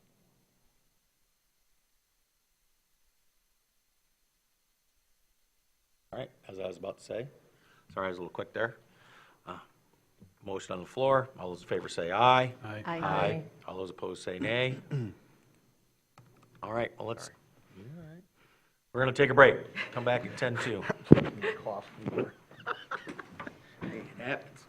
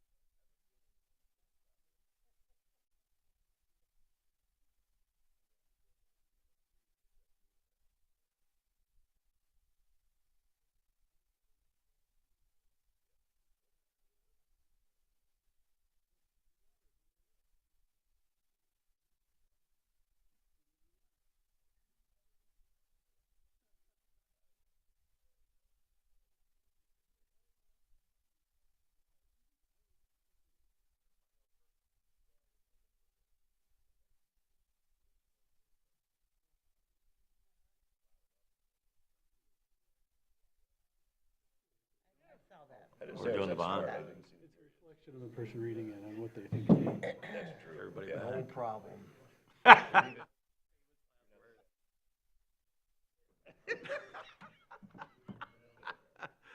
All righty, we're going to call this meeting back to order, if you please. Okay. We are on 8B, a resolution to purchase, acquire, and construct capital improvements and to publish notice of the intent to issue municipal securities for the purpose of funding construction associated with Project Alpha, et cetera. Mr. Alger, if you please. Thank you, Mr. Chairman. Hand in hand with the decision that you made previously with the guaranteed maximum price and moving forward with Project Alpha, we had the meeting last week that showed potential cash that we could apply to projects. This board had very good feedback throughout the meeting about, and good questions about when do we apply potential cash? Do we do it up front? Do we do it with each project? Do we do it later in the midst of the 3 projects? And what we talked about last week was the decision doesn't have to be made today because we have to go out for notice of issuance for bonds, and that triggers a 45-day waiting period. So on advice of counsel, Roger Sweats from Dickinson Wright, he created this resolution, and the resolution basically does 3 things. It declares the fact that we do intend to buy improvements, build or buy improvements. It sets the maximum amount of debt service that we could collect on this series of bonds, and it starts the mandatory public notification process, which is a 45-day referendum period. And I believe that's 10% of the population. I'd have to get into the details about that, but I believe it's a 10% amount that the public could say, we don't think you should bond for this, and then there's a process in place. So we are recommending on advice of counsel that we notice issuance of bonds up to $30 million associated with Project Alpha. Is there any questions, comments, concerns? May I clarify? Please. Sorry. Oh, you're all right. Just because we say up to does not mean we will. We identified last week for the board $13.5 million that could be cash applied. Depending on what this board decides going forward and how they want to roll any of those dollars or all of those dollars out is up to this board, and we have time to make that decision during the period. Thank you. Yeah, so the desire to have this passed today is so we get the clock moving, That's so we're right. not waiting for funding options. Mr. Chairman, I move to approve as presented. I'll second it. Sorry, Commissioner Nelson, I'll let you have that. So, Commissioner Schoen, with support with Commissioner Nelson, approve as presented. Comments, questions, concerns? Mr. My only Henschel? comment will be that, nobody's going to agree with 100% of everything about the project, but the core of this project is we do need a new 911 center that is hardened and safe and reliable, and that has been at the core of this project. Everything else is coming along with that, so let's keep moving forward. I'm going to piggyback on that in the storm event that we had, there was one thing that made all the successes possible, and that was Mr. Byrd and the EOC and them getting together and meeting, of which Director Chase and his staff, County Road Commission, and numerous others worked together. That is also part of this project, and as we grow to be, served, 7 million people in 90 days or something crazy like that, this is something that we've needed for a minute. So, any other Commissioner Walter? Can we just walk through for the public benefit what the process will look like once this, like you said, once the clock starts? What's the process like with this bonding? So it takes, I don't know how long it takes to get the bonds once that 45-day referendum period is there. It's a few weeks. I know that. It's not immediate. So sometime I'm going to guess between 2 and 4 weeks after the board is going forward with bonding that we would have a series issued to us for the purpose of construction. So then we have to use bond proceeds. Once we have bonds approved, we are required to use bond proceeds first before we start applying cash towards any project that is bonded. You cannot accrue interest on bond proceeds. So the timing here is an issue. We just approved a project to begin sometime in mid-April. That's well within the 45-day referendum period, so we have some timing challenges. One of the considerations that we have talked to with Cunningham Limp is we have cash. We could apply cash up front until we get the bonds in, or the structure the bond payments in such a way through Dickinson Wright that those bond payments would not be due until a future date into May or June potentially. So we just need to get the process rolling, and then during the 45 days between now and the conclusion, really we need to just flesh out what are we going to apply and when. Thank you. I mean, that's not that much time. We have a couple meetings basically in there. Right. Any more comments, questions? Motion on the floor. Commissioner Henschel? Sorry? I did get a sticky note for this one. So we're going to roll call vote on that, if you please, Ms. Shealy. I was going to correct you if you didn't, but good. I know, I appreciate that. Spence? Oh, yes. Walter? Yes. Andrews? Yes. Henschel? Yes. Morris? Yes. Nelson? Yes. Seifert? Yes. Thank you, everyone. Good thing that went It's positive all about after the the other presentation, vote. my friend. Good job. When can we expect a discussion then on what we're going to actually put into it cash-wise? And I believe that's scheduled for first meeting in April, isn't it? That is a very appropriate date to do that. You're going to hear from Mr. Bott and I had a conversation subsequent to the meeting last week that we can do the 13.5 at any point in time. He's actually coming up with a slightly different plan to maybe include $5 million across each project over the 3 projects. And how that would work is as we accumulate those dollars through the policies and procedures that we have, he thinks that we'll have that 15 million available to us by the time whatever project comes next, by the time that project actually breaks ground and starts to move forward. But I think we did say 1st of April to have that discussion. Fantastic. Any more questions? Mr. Alger? Nope. All right, well, let's go to 9A then, if there's no more comments or questions about that, to the Aurelian AI call taking update. Director LaCure is here. Good morning. Good morning. Corey LaCure from 911 Central Dispatch.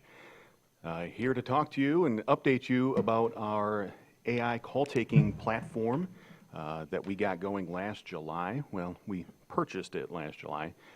We didn't get it going till much later than that, and I can talk to you about all of that. First thing to say is that this investment was not an investment in a robot at all. This was an investment in people. If you're going to have a quality 911 center, you have always needed and you will always need quality people that are available in an emergency. When citizens have those emergencies, you will need quality people for protecting the safety of first responders. Those people, the past couple of days, were put to the test by our winter system. We had a lot of long hours worked, both by telecommunicators and support staff. This doesn't have anything to do with AI, but just so you know, Sunday we really thought that our citizenry listened to us, stayed off the roads. Sunday was one of our lowest call volumes all year. And it was amazingly, we don't like using the Q word, but it was really, really quiet on Sunday. Thank goodness people stayed off the roads, and that's great. Monday did not go like that. We got hammered pretty hard on Monday, and it was difficult, not only in the call volume, but just getting people to work and getting people home after a 16-hour shift so that they could come back in 8 hours and do it all over again. We had to do some roadside rescues and things like that, but overall, we were up to the task, and we got help to people that needed it. I think again, quality people make this work, and we had quality people. We put them to the test, but they were up for it at this latest event.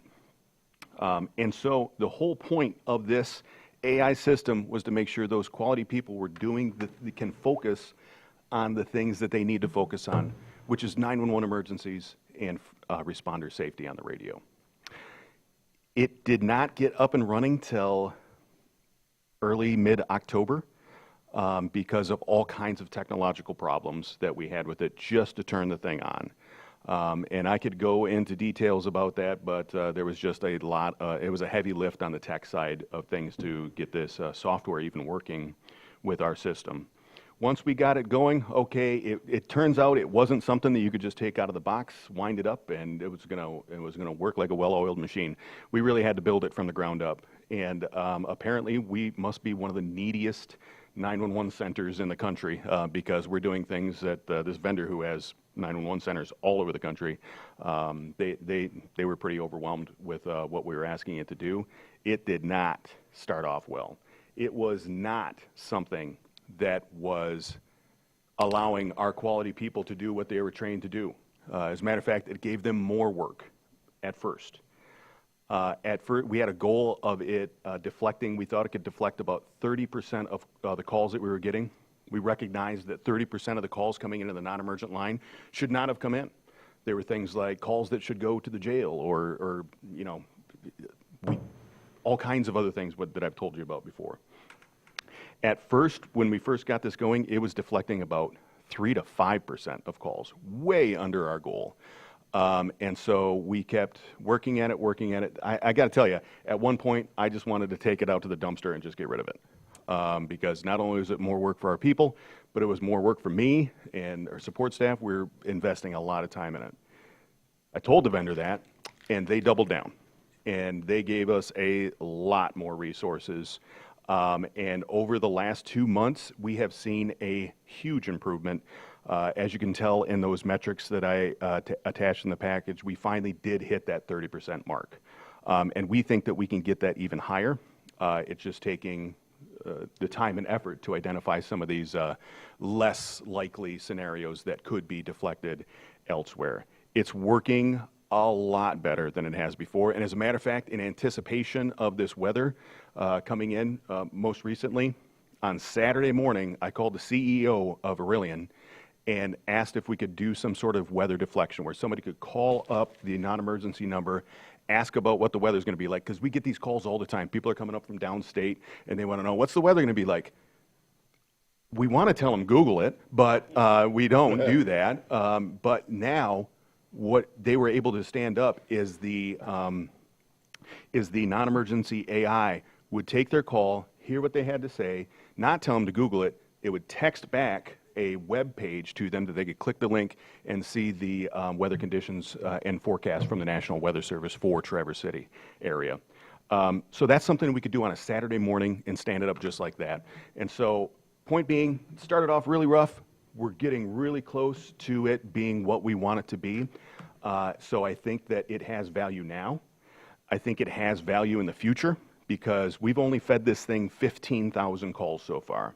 We believe if we do a 30% deflection rate, we believe that's going to end up being between 25,000 and 30,000 calls, which will be huge for us. And when it comes to July 4th weekend, those numbers are overwhelming. We cannot find enough staff. We couldn't fit enough staff up there to handle all the calls that we have. So I believe that there's a big future value when we haven't had it on during a very busy time yet, like Cherry Festival would be. At that point, I think any time that we can deflect those calls, you know, when does the air show start? Can I light off fireworks? How much tannerite can I tick off in my backyard? Those kinds of stuff. We do get those calls too. We think that the value will be even higher in those times. So it's not quite where we want it to be. We're still working on it, but we're getting closer. And with that, I'm happy to answer questions. How much tannerite can we? I'll get with you after. I have a couple questions. I understand that I guess I'd like to understand the data that's in the packet, the performance data. I understand this is about a 5-week period of data, and in that 5 weeks, 3,000 calls were handled. And if someone wants to pull it up so that people in the audience can see it, that probably wouldn't be a bad idea. But I guess I'm trying to understand what it means to, I guess I understand this to mean that 1,197 calls were transferred to dispatch. That means those were calls that did go back to your staff, right? Yes. So 30% of the calls went to staff. It's probably more than that, and I can kind of get into those details. But yes, those definitely were transferred, and those represent the calls that confuse the robot so much that they're like, it doesn't default to hanging up on people like a certain telecom that I was on the phone with for an hour yesterday. You'll have that. If they can't figure it out, they'll just hang up on you. We don't do that. If it can't figure it out, it will transfer it to a dispatcher. So what the number one non-emergency call is that your data shows is for welfare checks. Yes.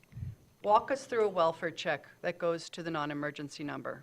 Yes, and so those are programmed to end up in dispatch. It might get some information first, but we're going to definitely want to have a human being talking to that person. A welfare check is when you have a friend or loved one that you haven't heard from, or they might have been, saying things that are crazy, overshared on Facebook. I don't know. It could be all kinds of other things that it could be, and just want somebody to check on them. We're going to send resources out to actually make contact with the person, make sure they're okay. Okay, so just making sure those calls very quickly get directed directly to dispatch. If someone dials the non-emergency for a welfare check, they won't wait more than a couple of minutes to get. Yes, that's in a perfect world, that's how it would work. Some people don't know what they want when they call, and sometimes it takes a while of talking to this thing to figure out, okay, what you're asking for is a welfare check. I need to send you into dispatch. But for the most part, if you can articulate it well enough, it's going to get you through really quick. Okay. And then this shows where the calls are going, and it looks like alarm calls. I guess those are also going to dispatch? They're not supposed to. We have a dedicated alarm line that goes right in without going through the AI platform.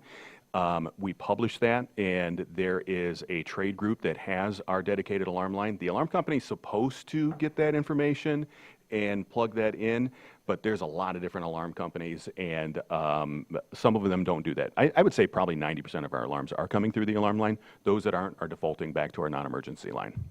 But that, in the interim, that goes, what does Aurelian do with those? It puts them through to a dispatcher. Okay, so those go to dispatcher. Person in danger? It goes through to a dispatcher. All of those. Missing person? Yeah, all of those on that chart, those are all going into dispatch. So what's not going to dispatch? The overwhelmingly number one thing that is getting deflected, and so of all the deflections, like, I'm surprised by this. Maybe 75% of them are people calling for the jail. So That doesn't surprise me.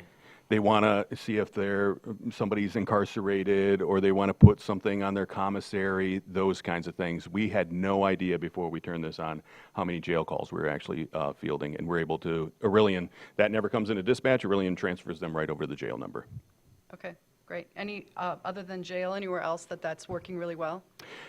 Like I said, providing information through text message. There's been a lot of those that we've had recently with weather conditions. Hey, how are the roads today? We'll transfer them over to the road commission. We've been having quite a few of those. There have been several other types of calls that represent a very small percentage, and what we're working on right now is figuring out what those one-off calls are, and then we have to go in, create a route for that call, and do some work to make sure that they're going over to the right place. And probably the second most calls that we're getting that are deflected are people that are looking for a copy of a report, or they need to talk to a records clerk over at the Central Records Department. We get a lot of those, and those are being deflected, and that's been a relief, I think, to our folks. I guess I'm just not, I can't tell from the data that you've provided how many calls are deflected. I can see what's transferred to dispatch. So the deflections represent 30% of that total calls handled number. So you see it 3,318 calls handled by the system. 30% of those were deflected in that period of time. Where does that show? Which of these numbers is that? The top. Yeah, I see the 3,000, but I don't see. So over on the right-hand pie chart, there is a number down there. It says deflected. Yeah. Gotcha. 29.08%.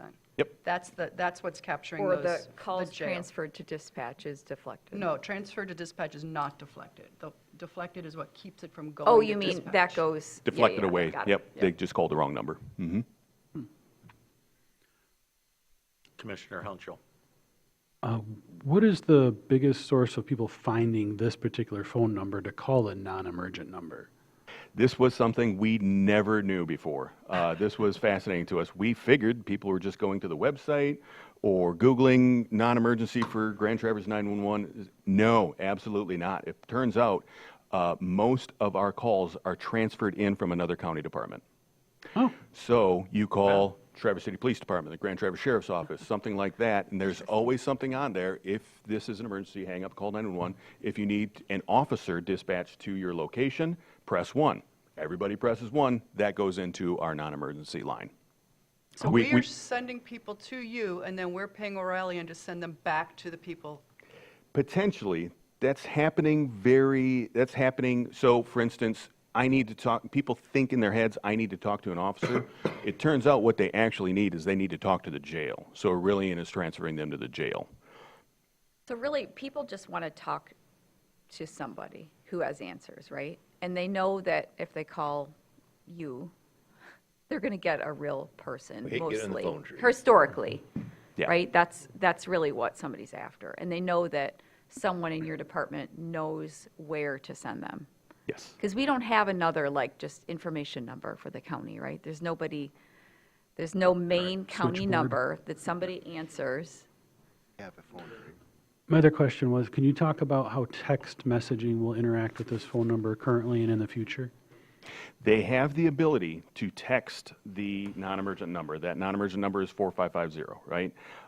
And we can turn that on. They have offered us that. And so right now you can text 911, and that's going right into dispatch. With the text messaging capability that Aurelian has, it would be just like interacting with the automatic agent, the AI, as you would with a voice. And so we would have the same amount of control. You just wouldn't actually have to talk to the thing. You could text with it. Okay, so, I mean, is there a reason we don't have it turned on right now? Well, we've been building this out, and like I said, there was a time that I was uncomfortable keeping this thing at all.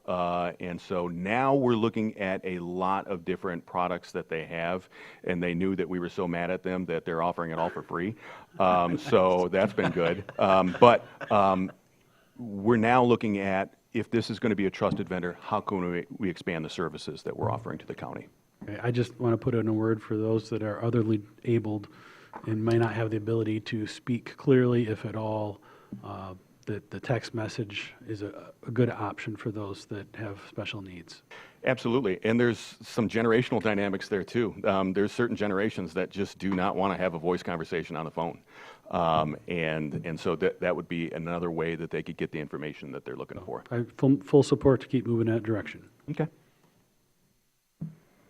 So I had an interaction with a neighbor who had a lost dog. It was snowy out, and they couldn't find the owner. They couldn't find what to do with this dog. They couldn't take the dog, and they were pulling their hair out, walking around the streets of Traverse City because they couldn't get a human at the non-emergency number.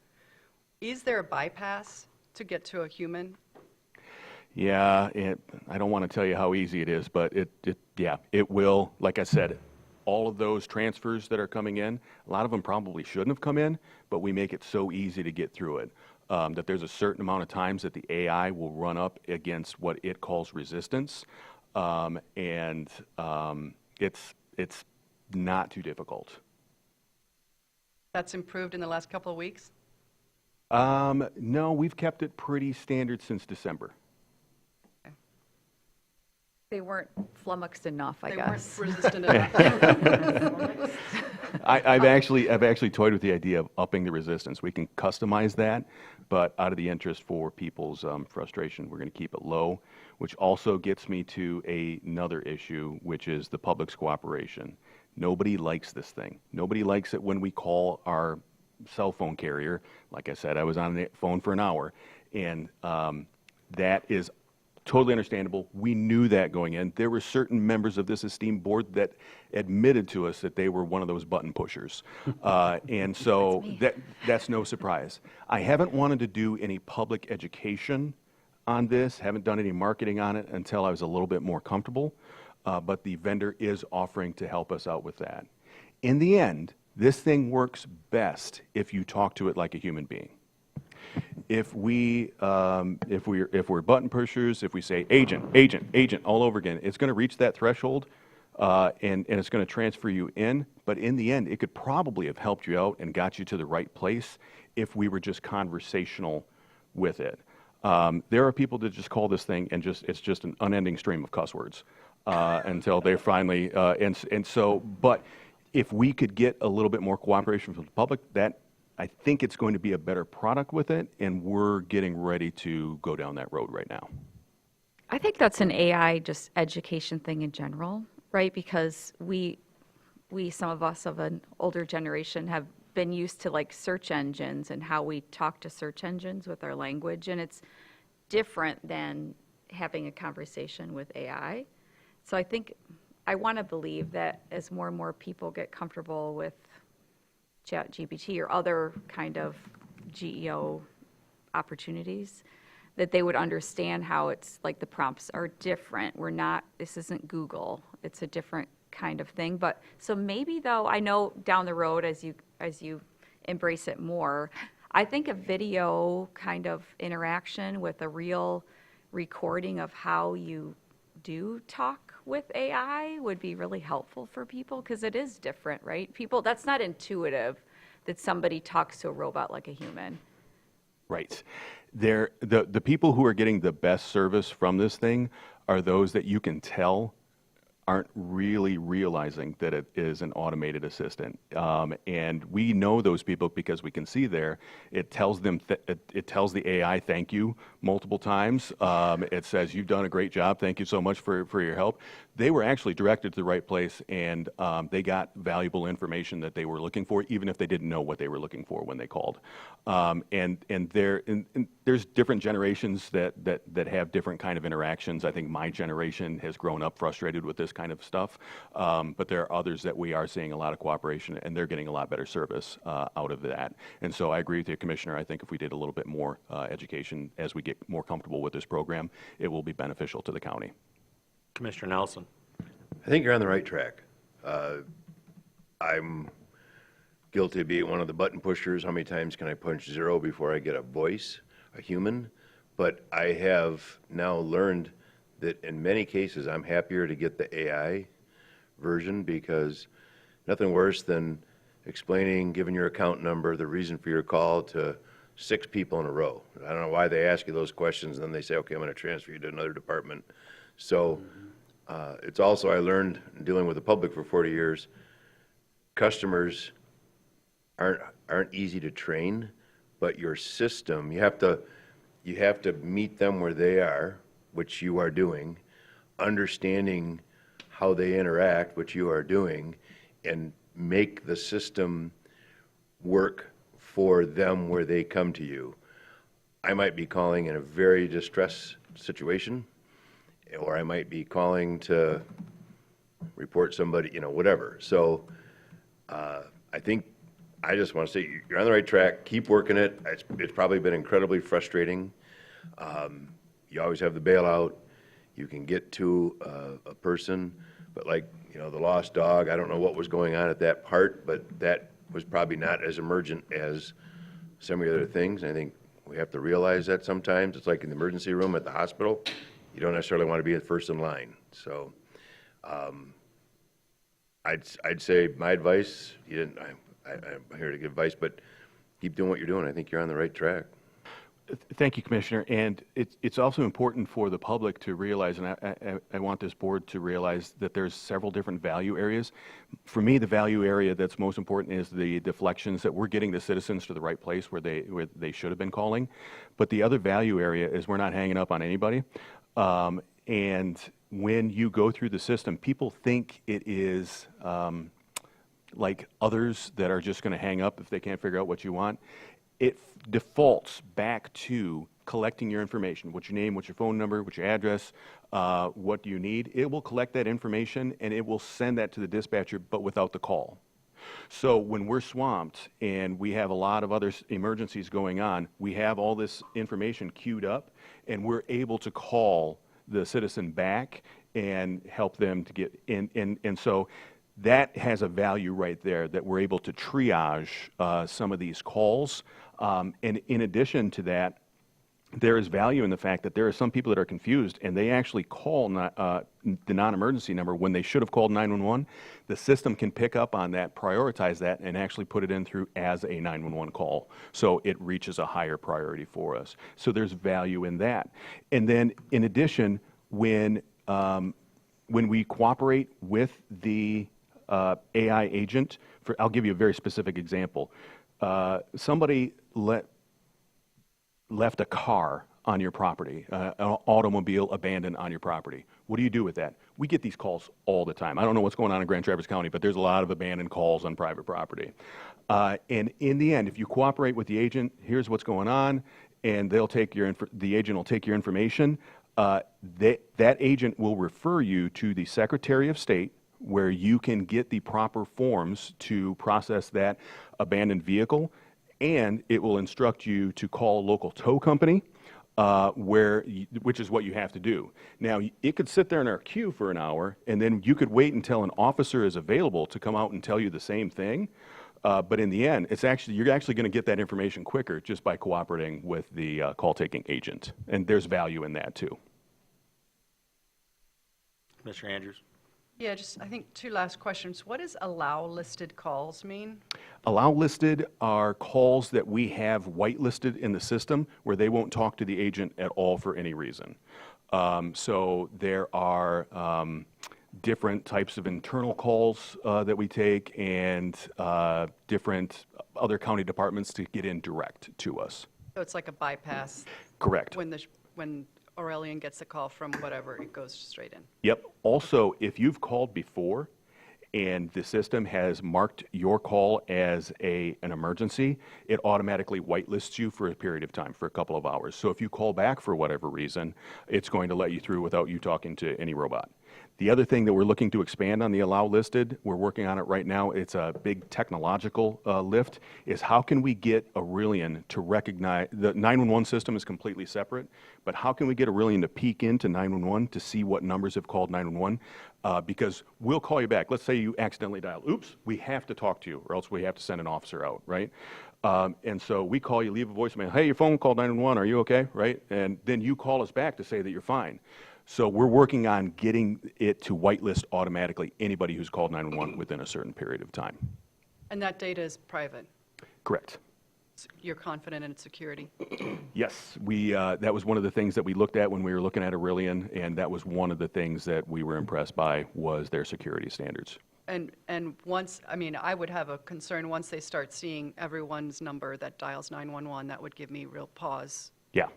From a government surveillance perspective. Sure, and that is information that is protected, and we protect that information. It's not something that's FOIA-able, those kinds of things, specifically the number itself, and Aurelian has those standards. So there's national, it's called NENA, is our national association. They put out the standards for protection, and of course there's the legal protections in the state of Michigan for callers. And then my last question is, when we approved this last July, we understood that we were going to give up an FTE from the staffing plan. Are we ready to do that? Right now, HR and Finance have that FTE frozen, so we haven't filled it, and I would be comfortable doing that. The call taker that took the most calls for us last year, he took a little under 9,000 phone calls. This thing has already taken 15,000. Probably by time it's done, it's going to end up being 25 to 30,000 by the end of the year. So for me, I mean, you just take the time that those calls take, and I would think that that's worth an FTE. I'd like to suggest before we make that solid in stone, let's see what happens with it during Cherry Festival. Yeah, I'm interested to see that too, yeah. So Corey. Commissioner Nelson. Oh, sorry. Sorry. I have a real specific, more for personal interest, but I know that at one point, when you had a car accident on the road, somebody had to go and find a phone. Then it went to the point where everybody had a cell phone, and you guys got 27 calls about that accident at Front and Garfield. Does this AI system have a way, because if I'm now that person, you're driving through, I'm looking around, looks at other people on phones, they have phones, why should I call it in? I figure it's already been done. And that could be a problem too. Would this system maybe say, if I call, say, yep, we're already set on that, or how? Any way to handle that with the AI? It's a little bit slower of a process. We can't really do that on the fly. However, I'm looking at some other technological upgrades that are out there that would, it's really nerdy, but it's called geofencing. So basically, on the fly, we can draw a polygon around a certain areas. Any calls coming from there need to be routed this particular way. Or we'll put you on a lower priority setting.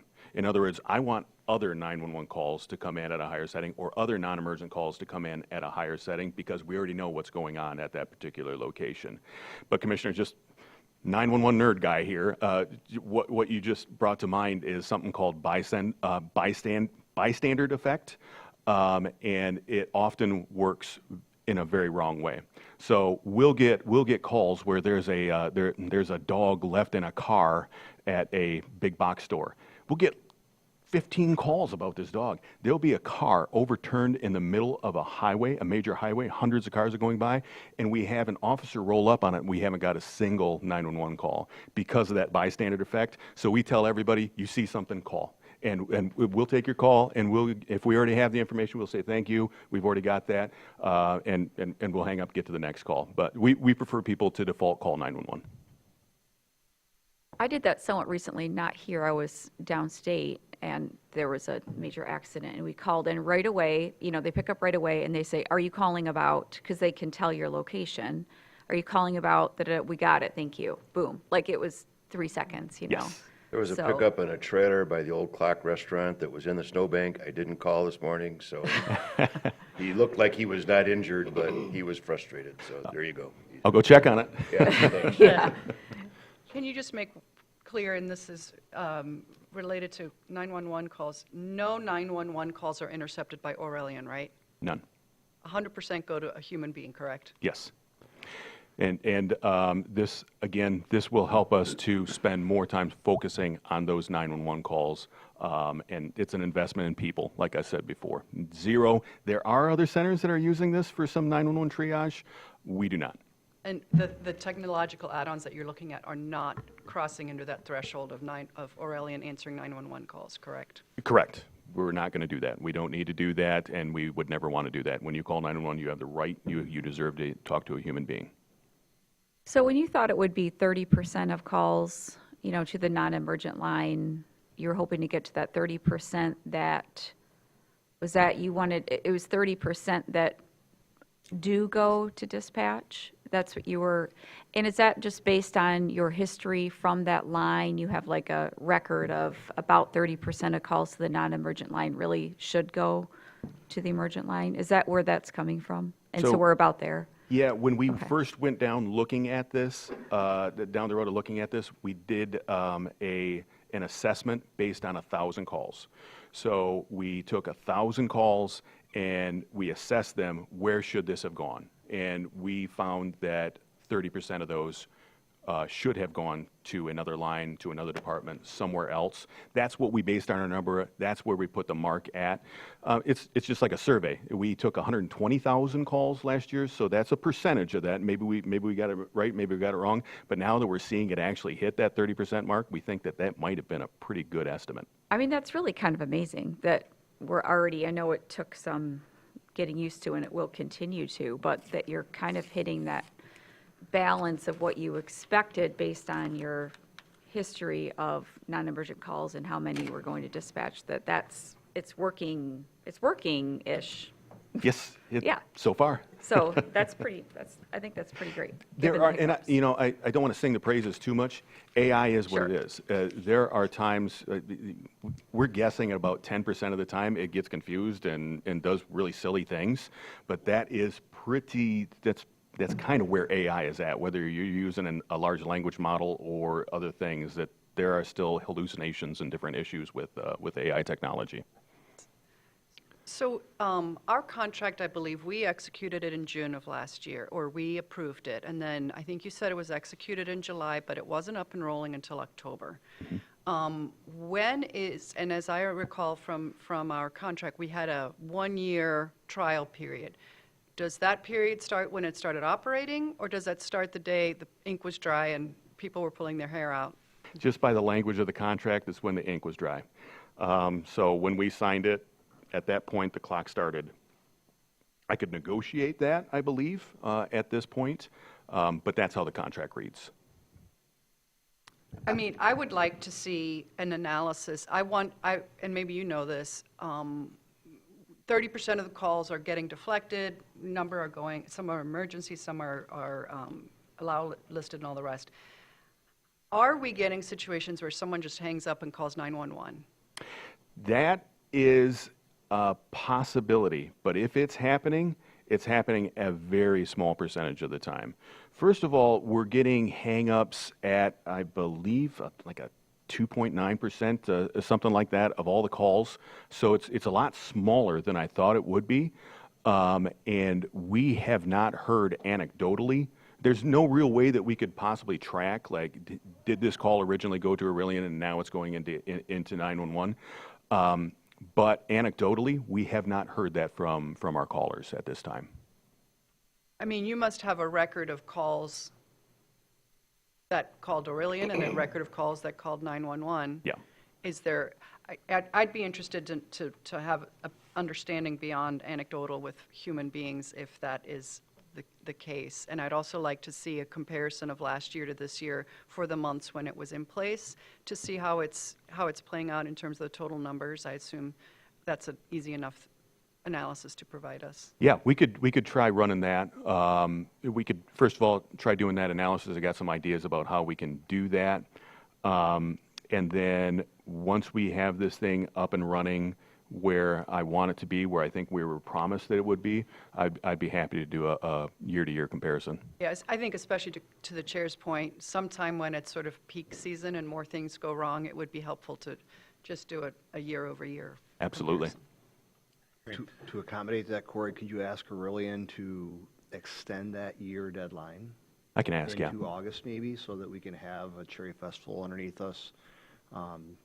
Truly, we've spoken many times about your frustrations, so maybe they would be interested in giving us that leeway. Yep. They might be so sick of us that they'll just say no, but I think that I have a weekly call with the CEO, and this week I'll bring that up and see if we can make that happen. I think we're owed it, honestly. Thank you.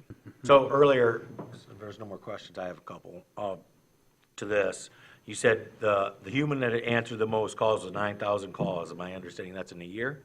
It's in a year. Yeah, that was 2025. All right, and so in Aurelian, since it was up and running in October, has answered 15,000 calls, so about 6 months? Correct. Okay. Now, my next question is, what year is your SUV out there, and how many people did you have to go and pick up with it to bring them to work? That truck we got used from the sheriff's office after the sheriff's office had beat it up and darn near destroyed it, and it's still running somehow. And 2 people, we had to go out and rescue 2 people with it, and it did a good job. Had to pluck somebody right off the center of the road that was in the middle of a snowdrift, and then tell them, make sure you get back to work. So yeah. Thank you for that. Sure. Give your best to the staff for all the work they've done. It's been a pretty brutal 4 days, 5 days, whatever. Thank you. They've been awesome. Always are. Well, if there's nothing further, thanks for being here today and being very candid with us. We appreciate it. Sure. Thank you. So we have no new business. We'll go to Commissioner/Administration reports. We'll start with Commissioner Henschel. Let's see, the airport Gateways to the Future project is, did I get that right? Is underway. We've got a groundbreaking celebration coming up in about 5 weeks, April 24th. We have the Gates to the Future groundbreaking. So moving along at the airport. Fantastic. Commissioner Nelson. And if anyone noticed, we had a little bit of snow. District 6 got hit pretty heavy, and there's still a lot of cars off the side of the road. So I want to thank all of the county employees that were involved in on Friday, the Friday of the storm, and then we had a tragic event that some of our county people were backing up on, and then the storm over the weekend. Our staff did a great job, from County Road Commission, our emergency manager, and the sheriff, all the, I don't want to not mention enough people, but we had a lot of staff that while some people were able to sit at home in front of the fire, were having to work and having to get into work no matter what. So I just want to say thanks to all of them, because we really needed them as a community, and I think as a community and at the county, we did a good job of responding. So thanks. Thank you. Commissioner Morris. Yeah, what he said. That's all I got. Wish my wife would say that. Oh, well. Does she need cue cards? Yeah, that wouldn't work. No problem. Commissioner Walter. I'll just echo those thanks. I don't have anything else to share. Very good. Commissioner Spence. Yeah, I had a ride along with the deputy on Friday, and before we went out, I got to talk to Sheriff Shea and Captain Brinks and Lieutenant John Morgan about just some of their needs and how our budget works with their department and some of the challenges with Workday. It was really informative. And then during the ride along, I got to see what the deputies go through and how they interact with our 911 dispatchers. And I just want to say, Corey, that the 911 dispatchers are such an essential service, and they are, and I'm sorry, Mr. Bird, you're there too. Our 911 dispatchers they're emergency responders. They handle things so well. They're so professional, and we really need them. So it was a good experience, and I'm happy that I was there.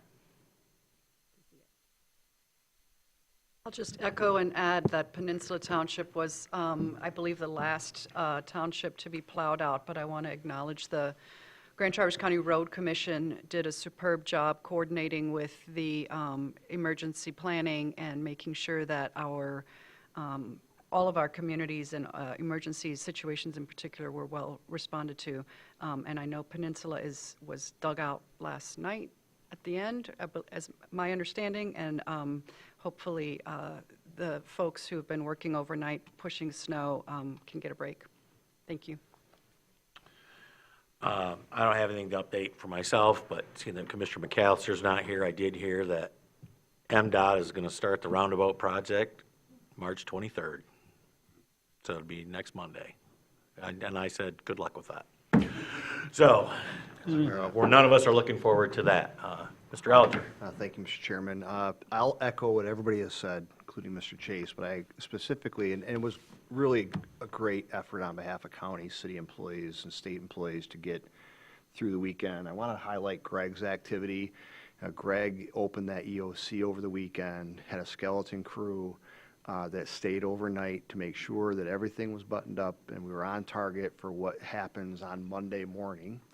And we had plans in place, thanks to the chairman and the conversation he and I had on Friday about prepping even employee and county operations going into the weekend and what Monday looked like.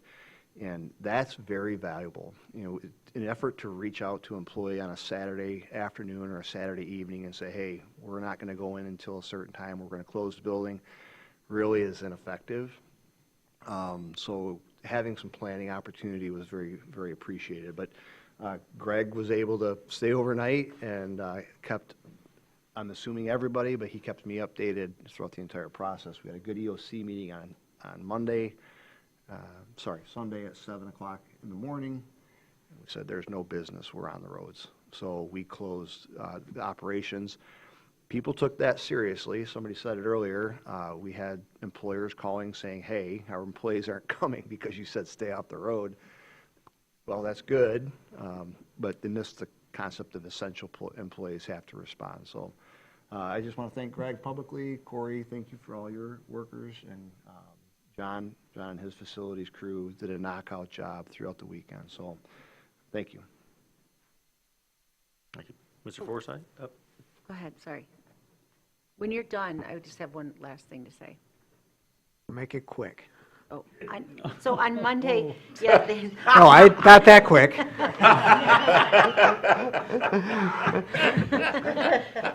On So just- Monday, April Go 20th, ahead. there's an asset management for elected officials that the Michigan Infrastructure Council's offering, which kind of brings back what we were talking about with Mr. Chase about managing our assets and how to take care of our county-owned vehicles and our county-owned stuff. If you are curious about best ways to keep that organized, I'll give more information about the time and where and how to get on this asset management program, April 20th, but that's the date that it's being offered. Your Highness? Sorry. My apologies. Prince. The king. No, he's the king. The king. John's the prince. So I just want to echo same comments about the really bad blizzard we had, and I was at the EOC Sunday before 6 p.m., and so hats off to Greg and the team for the work that they did. And then I just want to thank everybody who's been part of the Project Alpha team. Thank you. Everybody's really chipped in and did a great job. Special thanks to Commissioner Spence, who's been a very important part of the team, and thank you all to you for approving the project and moving it forward towards construction. So thank you very much. Thank you for your part in getting that to here. Yeah, for sure. Ms. Shealy? Well, I wanted to tell you, thank you very, very much for the remodel of the first floor. It looks so nice, and especially my area. I am just thrilled. And so I wanted to thank you for approving the project, and I wanted to give a special shout out to facilities and IT because they had to coordinate moving us into different places, and ours was a little bit trickier because we had to move in a snowstorm a couple of times, and then they had to move us all back, and they were just wonderful. So thanks. Excellent. So if there's nothing further, I guess we're going to go right to second public comment. Anybody have anything to say, please come to the podium. Director Byrd. I won't belabor this, but Greg Byrd, Emergency Management Coordinator. Thank you. I appreciate the team that worked through this weekend. They know who they are. But I want to give a public shout out to two people. One's a vendor. You all supported and signed a new contract with HQE Systems to migrate to a new emergency alert and public warning system. We're not ready to go online yet with that. It's going to be another month process. They dropped everything late Friday afternoon and turned on the public alert and warning part of our system and gave the Assistant Emergency Management Coordinator and I just-in-time training. So if any of you heard about the TV alert and your phone alerts that went out Monday during the blizzard-like conditions, that's a credit to them. They really supported us and stood up, and I'm more so proud of the decision, and thank you for support of moving toward that. The second one is a community partner, Cat Pay and the National Cherry Festival Foundation. One of the things during trying to open up the Emergency Operations Center that was maybe an oversight or just running out of time was food. You can't run people in an overnight organization during an emergency when stores are closed and restaurants are closed without food. During the snow, Sunday morning, Kat and her team dropped everything and opened up their logistics warehouse and supplied us with food, with water, with stuff for sandwiches, with no questions asked. And I deeply appreciate their collaboration and support to our function as a foundation. And then lastly, we started Project Alpha in a room April in 2024. And to finally see it get to where you all supported it unanimously on the back of what happened this weekend, which actually didn't turn out to be that bad for us compared to some of the other counties, but it could have. But your support of public safety and emergency service in this county is second to none, and I appreciate that. Thank you. Thank you very much, sir, for your service and your words. Seeing any notices? Fantastic, we're adjourned. All be safe, stay out of the ditch. I know.